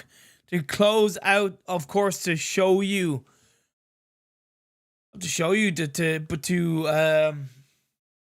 the results of this third game. Phaser Clan in first with 8-8-8, 16 kills. Yeah, what can I say? It was a dominating victory for Phaser Clan on top of the Cave Mountain. The Dirty Dreamers, really adaptive late game between Zephyr and Badlov, to be fair.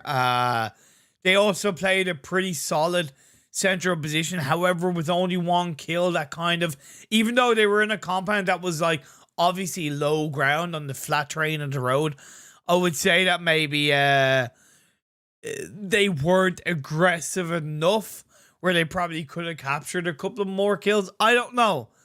They would know more than me. Dark Esports in third with 0 kills. They held on to the bitter end. Warlords in fourth with 6 kills. You had Zombies in fifth with 6 kills. You had Immortals in sixth with 4 kills. You had Pain Team in seventh with 1 kill. NGG in 8th with 7 kills. ScrimFarm in 9th with 8 kills. You had Qodex in 10th with 4 kills. Unicorns of Love in 11th with 3 kills. Unfortunately, bad placement result, but they did pick up a couple of kills, at least 2 easy in 12th with 1 kill. World of Wonders in 13th with 2 kills. Again, very surprising considering the position they held on to for a couple of circles, that they didn't really do more with that. Normally they do. Execute in 14th with 0 kills, losing 2 players early on. It was just left to, I think, either Fate or Zeo, and they end up going out obviously in 14th. NAIX Congenials in 15th with 0 kills. Unique in 16th with 2 kills. Influence Rage in 17th with 3 kills. New Era in 18th with 3 kills, and Rexpect in 19th with 0 kills. Shout out to you, Miss Black Angel. You absolute legend. Thank you very much for popping into the stream and saying hello. Yeah. And yeah, absolutely pretty popping stuff, to be fair. Sanhok never ceases to surprise us. Let's be perfectly honest. I really can't get over those final circles in Sanhok, mainland, South mainland. It really doesn't happen. You know, so that is a huge pinch of salt. I would love to see that kind of circle finishing competitive, but I just don't think we'll see it in competitive circle algorithms, to be honest. But I would like to see it. So yeah, it's definitely interesting. For, you know, for I just don't really know what to say, because yeah,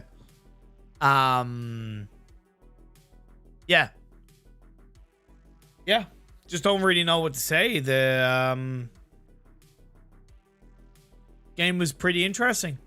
We're going to be moving over to Miramar for the 4th and final game of this evening.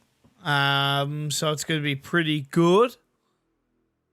No 2 Erangels is obviously a bit different, but I think it is important that teams prepare for multiple maps. You know, even though Erangel is always going to be the main map that's played, Erangel is also still heavily featured, and it's heavily beneficial being able to take control of that map. So we'll have to wait and see.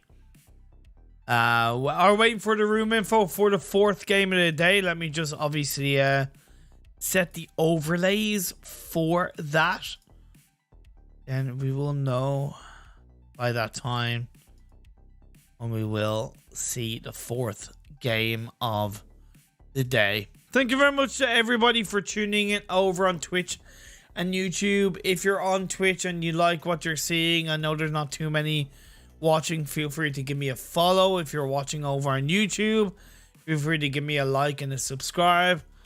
Other than that, just enjoy the show, and if you have any feedback for myself, feel free to obviously give me it. So on the note, I'm gonna go for a break while I get ready for the last game. Rest my voice a little bit. You rest yours as well, even though you probably haven't been talking much, but always make sure to rest your voice. And I will see you all in just over 5 minutes.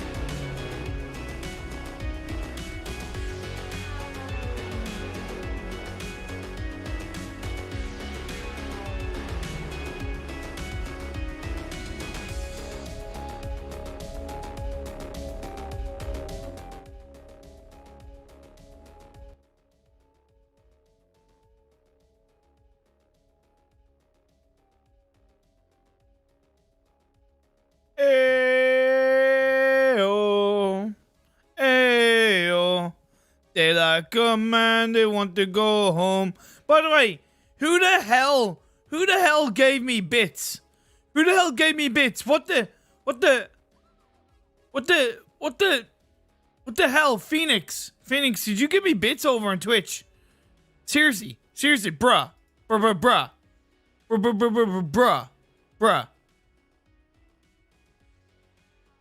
Thank you so much for the 5 bits, my friend.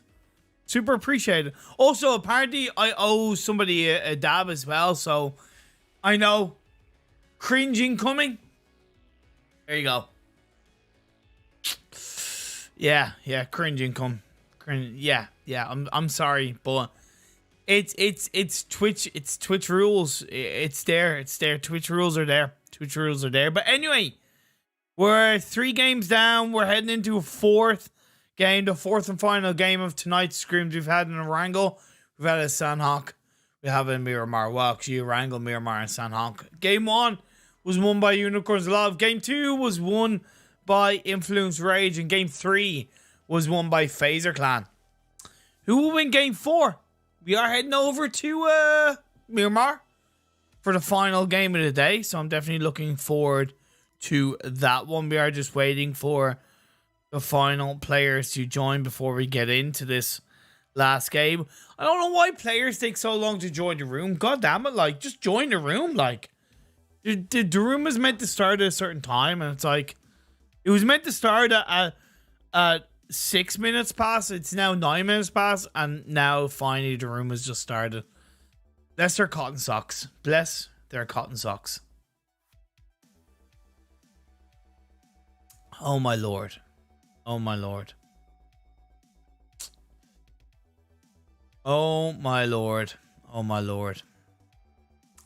Either way, of course, feel free to show some love in the chat for any team you are supporting. You know what?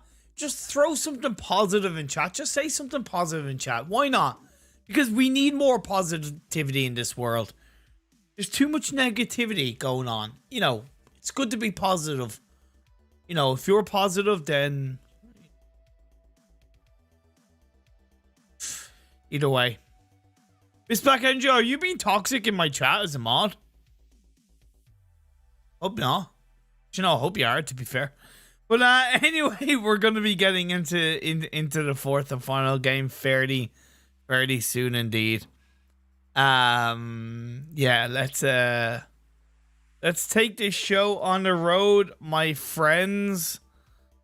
Yeah, it's a big show. Okay, it's on. Yeah, okay.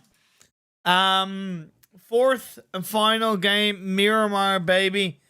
That's a very nice playing path. That is a really nice playing path for these teams.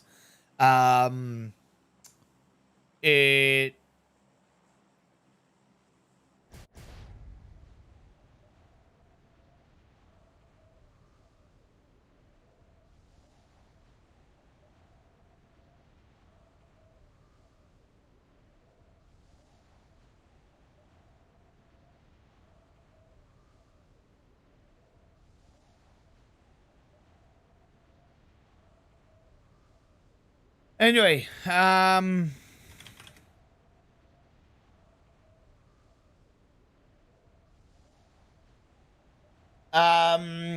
just got clarification on one of the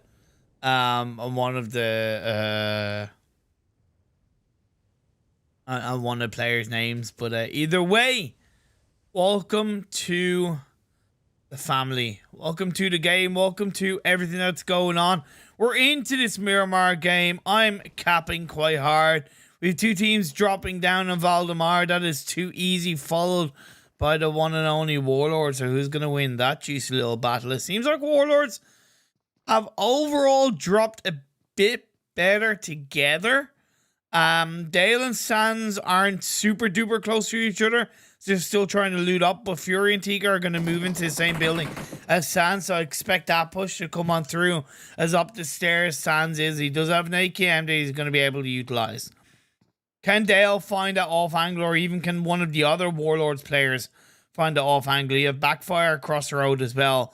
Mooney is Mooney isn't going to be able to do anything, to be perfectly honest. And Dale, I think, is a little bit pinched off the back of Zissa. Moving on in. Sands is going to get knocked down from Reflect. So it is going to be a lovely off-angle shot from Reflect. I thought he might be able to do something with that, but I worry about backfire if he's going to be able to cause any kind of pressure. And Dale, like I mentioned, was getting somewhat pinched by Zissa. Did get knocked down and will get taken out. So Warlords down to 2 players. Unicorns Alive are fighting up inside Chumasera against, I think it is a New Era indeed. Agon got knocked down, but he most likely will get revived up. Yasha is on the roof of the warehouse, prone down with the banana skin, just hoping that he doesn't slip up. Oh my lord. Much love to all. I think, is that all in from Bloodline? All in from Bloodline? Either way. Hello. Oh, Yasha does indeed jump down. He's able to get away in a successful manner. It's just him and UBL that's left standing. Phase 1 circle is wow. Okay. Could we see an island finish? We saw it once before. Me and Tarzan did cast an island finish. We'll have to wait and see. Influence Rage going up against NAIX Congenials. Lovely shots being fired up by NAIX onto the members of Influence Rage. I believe that has been a kill being pulled on over as Sully, Cheddar, and Hansi are going to be left stand. Oh, VSS shots. Not proven to be too successful. Indeed, they're going to work this time, though. Sully finds a knock. The silent but deadly early game gun can definitely be quite effective. I know Sixus is known for using that gun. Lovely Molotov. Choked out by Malloy's. I do get the hiccups once again. God damn it. Fantastic Molly. Choked out by Malloy. Maybe he should change his IGM from Malloy to Molly.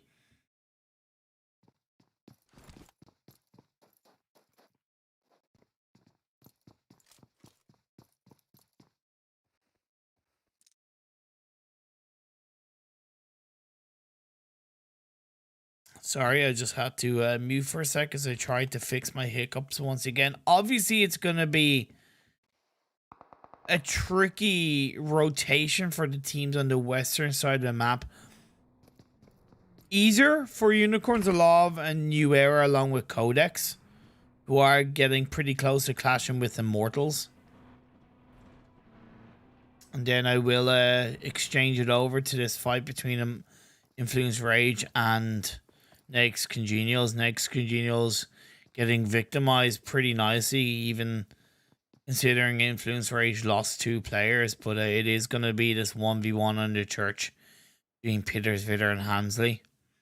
Vitter jumps down. Is going to come in onto the side. Hansley is on the roof of that church. He's going to hear those footsteps, and Vitter is going to stay inside. Jumps down. Hansley be a little bit unaware of the position that Vitter currently holds on to.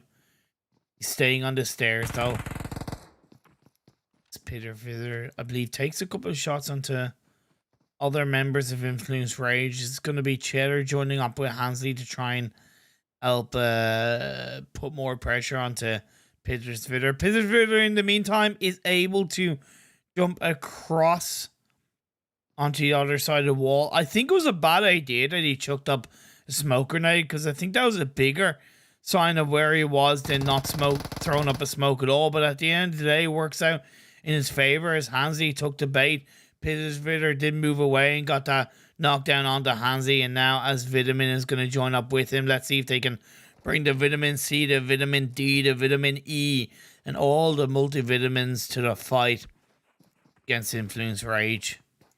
I don't think Cheddar has time to go for the revive in my eyes, and I think it was a good call to not go to. He's just going to have to face that battle on his own, but in the end, it becomes too much. He got a knockdown onto Jackie, but at the end of the day, the manpower proved too much, and that's going to be a squad wipe on to the side of Influence Rage. Winners of game 2 in Miramar are not going to be victorious in game 3 as they've been taken out of the lobby.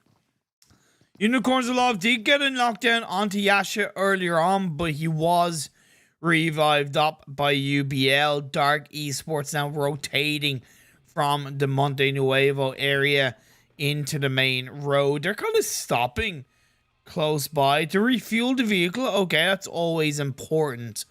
What I do find interesting is that ScrimFarm and Pain somewhat respecting each other in the Monte Nuevo area. Hello everybody, hope you're all having a fantastic evening between Twitch and YouTube and enjoying the games. Much love to you all. Thank you for tuning in wherever you are and whoever you are. Dirty Dreamers coming in from the north.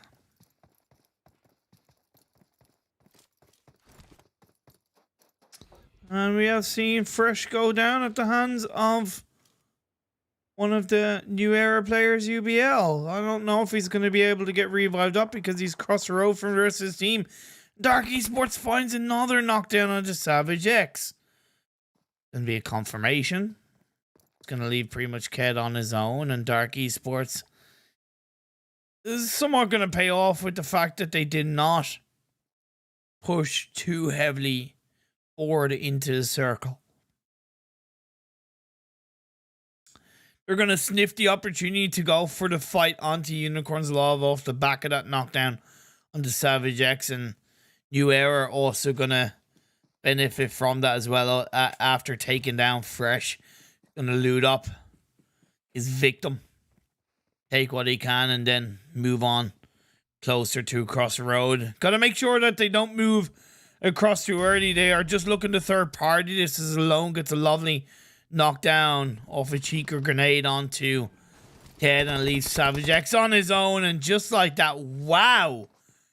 Wow, they didn't have a leg to stand on. Unicorns Alive. They got wiped off the board. An unfortunate end to what was fantastic start in these scrims from Unicorns Alive. Qodex are also, I believe, going to get another kill. I don't know who won, to be fair. I'm going to have to try and find out.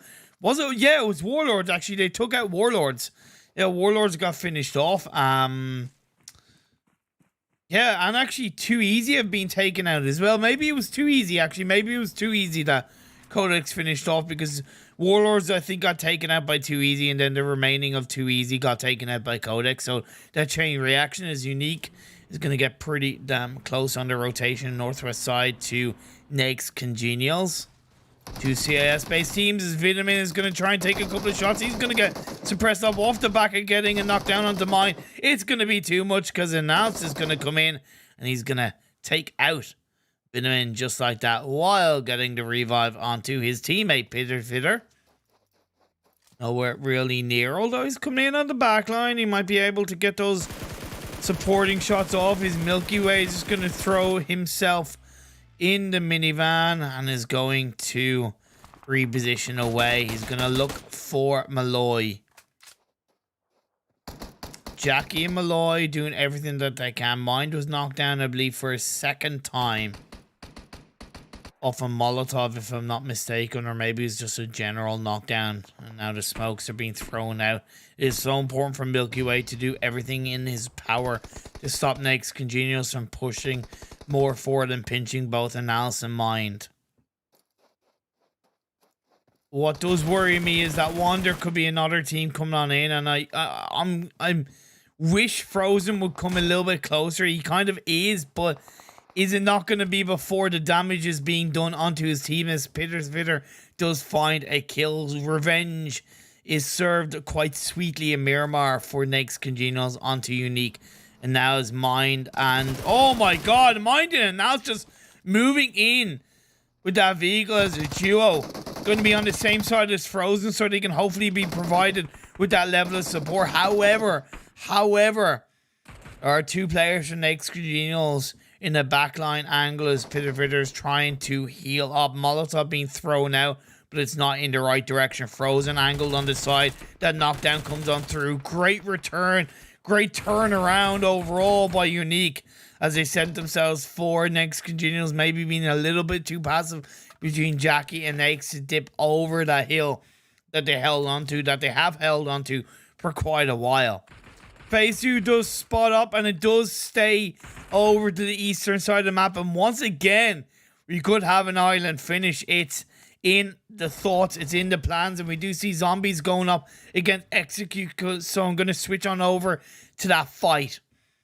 6 is knocked down as far as I know, and there's a high chance he will not get revived up. Zombies have a couple of players themselves knocked down.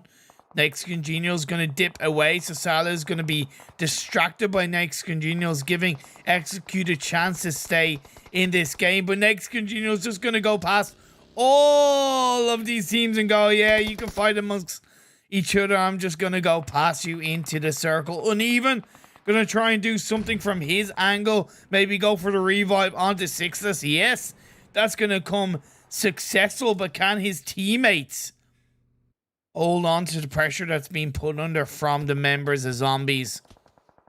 A shot in the background by Payne, unfortunately, is going to get knocked down on the Fate. Phase 2, third-party shots. It's an unfortunate situation, and he's going to be stolen away by Hamco. Zio is on his own while the revive came on through from Uneven onto Sixes. So they traded kind of knocks and kept Sixes alive at the detriment of Fate's death. They weren't to know, though, really. They really weren't to know so much as Payne came in on that third party. Otherwise, Fate would have been pretty good in that off angle. Salah is going to get the knockdown onto Zio. So pretty much Uneven and Sixes left on their own. They'd be better off just trying to get the hell out of there on the northern side.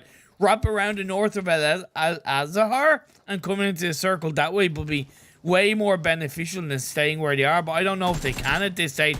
I don't know if they can, but Muscle is going to get fired up by Uneven. He's inside that vehicle. Can he get those final shots? Oh, no. Unfortunately, misses the timing of that one. Salah will get confirmed up all the same. And actually, Sixes moved across. Sixes moved across to get the revive on the Zio. Wow, phase 2, they're able to keep themselves up as a 3-man team. World of Wonders and NGG fighting in the middle of phase 2. Oh my lord. I tried to pan on over, but now I have it over in this fight. NGG losing 1. World of Wonders holding on in the outskirts of the giant warehouse overlooking the buildings of this compound. Windmill in front of them. Prone down behind. Hamisky doing a great job as Zessie is very, very close behind him. The thing is, there's Sun HP. Can he do something from the high ground off angle position?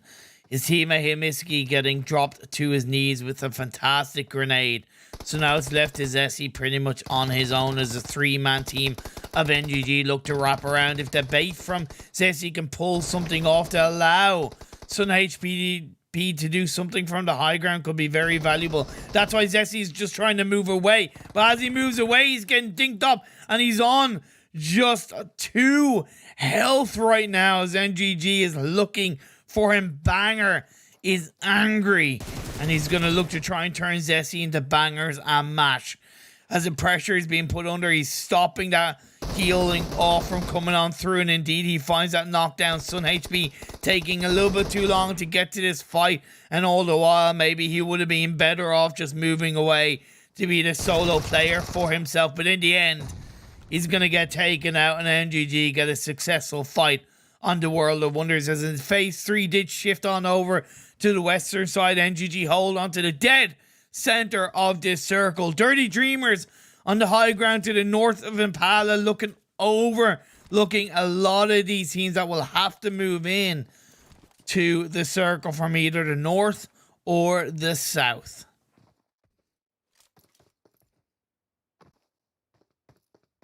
Dark Esports are going to have Rexpect getting pretty close to them.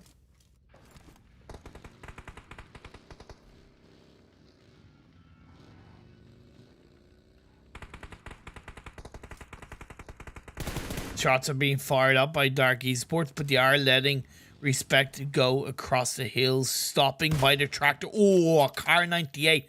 Pat the headshot, Bolte connecting onto Cheetah, but not enough to confirm a knockdown. Is going to reposition Dark Esports, but reposition them in a good way as they make their way across the road into that lovely compound on the southern tip of the circle. NAIX Congenials on the western side, also across the road inside a juicy little compound. Phaser Clan, ScrimFarm, and Pain Esports all on the northwest. Zombies, I believe, did end up getting the better of Execute. I didn't quite see all of that fight, but in the end, have to move on in. Out of the blue, into the circle. Unique pushing in. Gonna go and take the fight against Dirty Dreamers, baby. On the mountaintop, they don't care what's going on. Frozen full sending it in. Baby, how can Zephyr hold on? I don't know if he can, because it's gonna be 1v2 as Frozen and Mine play hockey sticks with that player of Dirty Dreamers. Of course, there was always going to be that risk of trying to control that mountainside. It's hard to control a whole mountain like that as a team. There's always going to be a little bit of compromise, and Unique found that way, found that compromise, and they send the 3 remaining players back down into the construction area just above Impala. Still firmly inside the circle, though, I will say that, and they're now going to look to reposition. This warehouse is not the best warehouse to hold on to because there's a lot of open windows and you can get shot from many angles. Luckily, because it's not quite in the center of the circle, they should be okay. We'll have to wait and see. They don't know that. Dark Esports still as a 2-2. Still as a 4-man team, but a 2-2 split is interesting. Don't know if that's going to work out in their favor. It worries me. Allowed Qodex to wrap in on the southern side of Impala. However, they've yet to move across the road, but the shots are being fired up. Suppressed shots on the Dark 7 M16 from Fowler, waiting to try and take those shots, and I can respect that. Mini 14. Oh, Lucci being put under pressure himself, so good stuff indeed. Next, Congenials. Banger doing a great job of getting a knockdown, knowing that they need to try and push as many teams back as possible to get as much control as they can. Allow NAIX to be put under pressure by other teams around them rather than NAIX putting the pressure on the NGG. Now as the circle centers up onto the high mountain in the middle, it's like a nipple in the middle of an areola of this Miramar map. Who's going to be the victorious nipple team of Miramar in these scrims? I don't know what I'm saying, but Immortals with Kesha, Uwe, Leora, and Tarek. Or Tarex, should I say. Held on to Impala for quite a long amount of time, so you got to think they are coming into this rotation with limited information. Kesha sending, I think it's herself, if I'm not mistaken, forward on her own is definitely quite important, but the rest of the team are still inside. Impala and Qodex have made their way in that area. So it is going to be kind of 3 against 4 for Immortals. They do have the insurance policy in the middle of the circle, mind you. Darakiri, Fowler, and Lucci all on one area, and Wade is on his own, and that does worry me a little bit.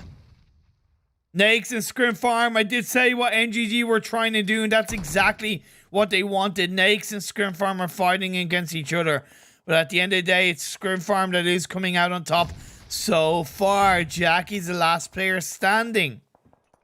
He did get a knockdown, it seems, onto one of the ScrimFarm players, but all that's going to do is delay the engagement from ScrimFarm. Will it be enough of a delay to allow Rexpect to third party this? We'll have to wait and see. We will have to wait and see. I think Icy was knocked down from one of the players of Rexpect. So again, that's giving a little bit more time, a little bit more space to Jackie. The zombies are also coming in as Hampico is going to get knocked down by one of the ScrimFarm players and confirmed by Rexpect. So Human is on his own. I'm a human after all. I'm only human after all. Don't blame it on me. I won't be blaming on you, Human. You're doing everything you can in the distance. Unique and Dirty Dreamers are also fighting up. His mind did get knocked down outside of Impala. The fight between Qodex and Immortals is still ensuing. Bit of a stalemate as the circle does shift away on phase 6. It once again centers up around NGG. The nipple in the circle of Miramar is still firmly in play. Who's going to tickle the nipple? Be the winner of the chicken dinner on Miramar.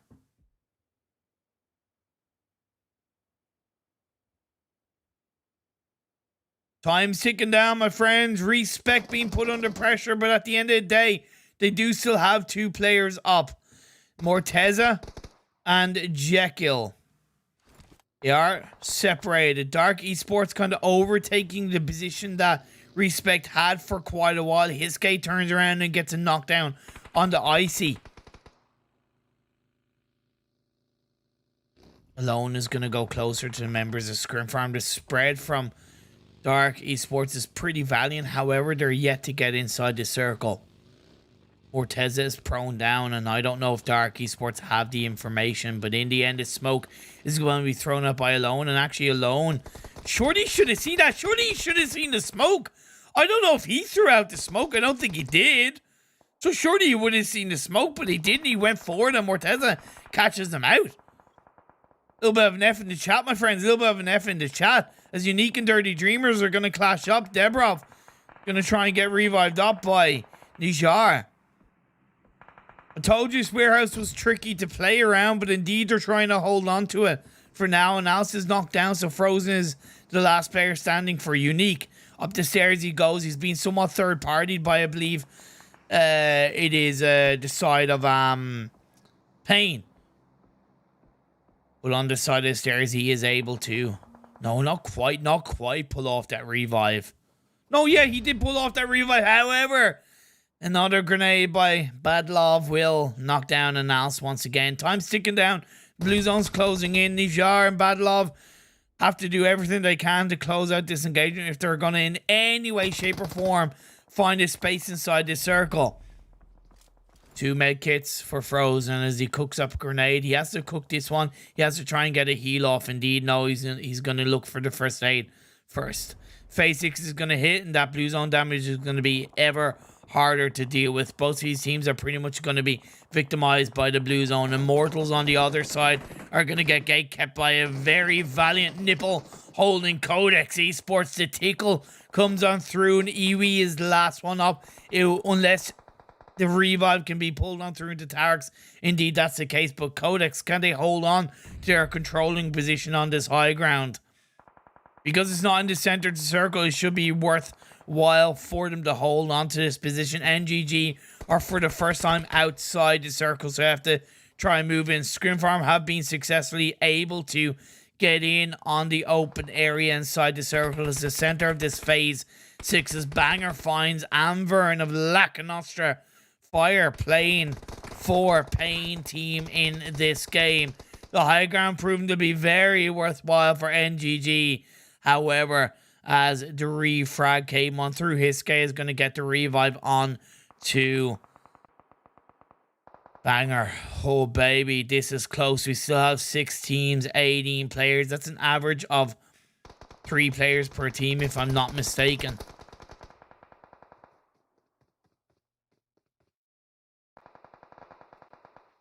Now, Dark Esports. They're on the southern tip of the circle. They've done pretty damn good. The revive, I believe, did come down onto Alone. So they are still up as a full squad. ScrimFarm are in front of them. ScrimFarm are up as a 3-man team. This is going to be very, very interesting indeed. Pain Esports don't stop getting punished. But NGG are doing a fantastic job. A fantastic job of gatekeeping this team. The next circle does indeed go down south, so all the teams up north are going to hell of a job to try and deal with this, and Immortals are going to go down. Qodex are trying to hold on with Lucci. Lucci doing an absolutely valiant effort, playing on the northwest side of this circle. Pain have Reflex left up. Immortals have indeed gone down. ScrimFarm have one player knocked down, and Dark Esports are just looking at this game and going, oh my god, Shindaru. This is ours for the taking, my friends, as they took out the utility to try and get a controlling position. ScrimFarm are going to be sent closer to the members of NGG as a loan from Dark Esports edges closer to their position. Akshot pulls off a first aid, so he's up to 75% health. There is pain in between NGG and ScrimFarm. That's something that NGG do have to be aware of. Well, there's 20 seconds left on the clock before the blue zone starts closing in. Time's ticking down. Smoke being chucked out by Banger to try and give him a little bit of freedom as he moves up the lip of the hill with little information. This is what I talked about with NGG. Have to be aware that there's still a thorn in their side. The hands are Reflex from Pain. ScrimFarm will hear that now. They're going to turn their attentions on towards NGG's. Hiske wraps around his side. He's going to be put under pressure by Spectre. Lucy is also going to go down at the hands of Dark Esports. Hiske is going to get dropped down to his knees. Spectre doing a great job of gatekeeping the members of NGG. But oh my god, can they pull it off? I don't know if they can. Indeed they can. However, just like that, Dark Esports takes out pretty much both teams in the end. They claim this chicken dinner. Like I said, oh my god, Shundaru. The chicken dinner comes on through for Dark Esports. Final game of the day in Miramar proves to be victorious for themselves as a circle went in their favor. At the end, they had themselves a full squad as well, so very well played from them. Ah, baby. ScrimFarm doing pretty good. I've got to give them a lot of respect because they were under a lot of fire. A lot of fire and pressure throughout that late stage of the game. They had teams crash in on them. They had, they had Revenge. I think it was Revenge. No, they had Rexpect. I mean, they had actually Dark themselves, but Dark decided not to kind of focus on them, and Dark decided to focus on Rexpect. So ScrimFarm doing a great job. 7 kills between IC and Spectre. Alone, NGG in third place with 10 kills, should I say. So that's really good stuff from NGG. Fortunately, the circle kind of moving away from them at the very end when there are 6 or 7 teams left obviously made it a little bit harder, but again, they did deal pretty well with Pain. If they had to maybe push in onto the house a little bit sooner, albeit it's always hard in those moments, they could have taken out Reflex, which would have allowed them to push up that hill or towards ScrimFarm in maybe a bit more of a confident manner. I'm not saying it would have worked out any better, but just a little bit, to think about in the future. NGG, if you close out and execute that engagement or that team fight or that squad beside you, it does obviously make it a lot easier for you to focus on what's ahead. Pain Esports in 4th place, holding on with 3 kills. Qodex in 5th with 5 kills. You then had the side of Immortals in 6th with just 1 kill. Unfortunately, I was hoping they would pull off a better amount of kills even. Considering they were in Impala for a while, and I think it was a little bit naive for them to kind of stay in Impala for so long, to be perfectly honest. They did get caught up in a fight against Unique, but then again, I would argue that, no, was it Unique or NAIX? I don't know who, I forget who it was actually, but either way, I would argue that they shouldn't have been in Impala for so long, and the team that did end up going to Impala, I think it was actually Qodex. Yeah, I think it was Qodex. You know, that was their choice to rotate in there, whereas Immortals, you were there for quite a while. So just think that if you rotate and react to circle shifts a little bit quicker as a full squad, it will pay off for you late game a lot better. Unique in 7th with 6 kills, Dirty Dreamers in 8th with 2 kills, Phaser Clan in 9th with 0 kills. You had the side of NAIX Congenials in 11th. Rexpect in 10th with 2 kills.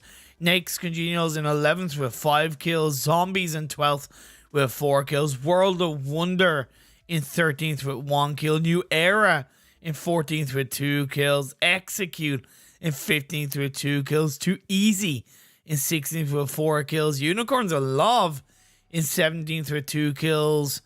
Infamous Rage in 18th with 0 kills, and Warlords in 19th with 1 kill. Oh man. Yeah. What a really solid set of games. The 4 games were won by Unicorns of Love. Unicorns of Love. Crap.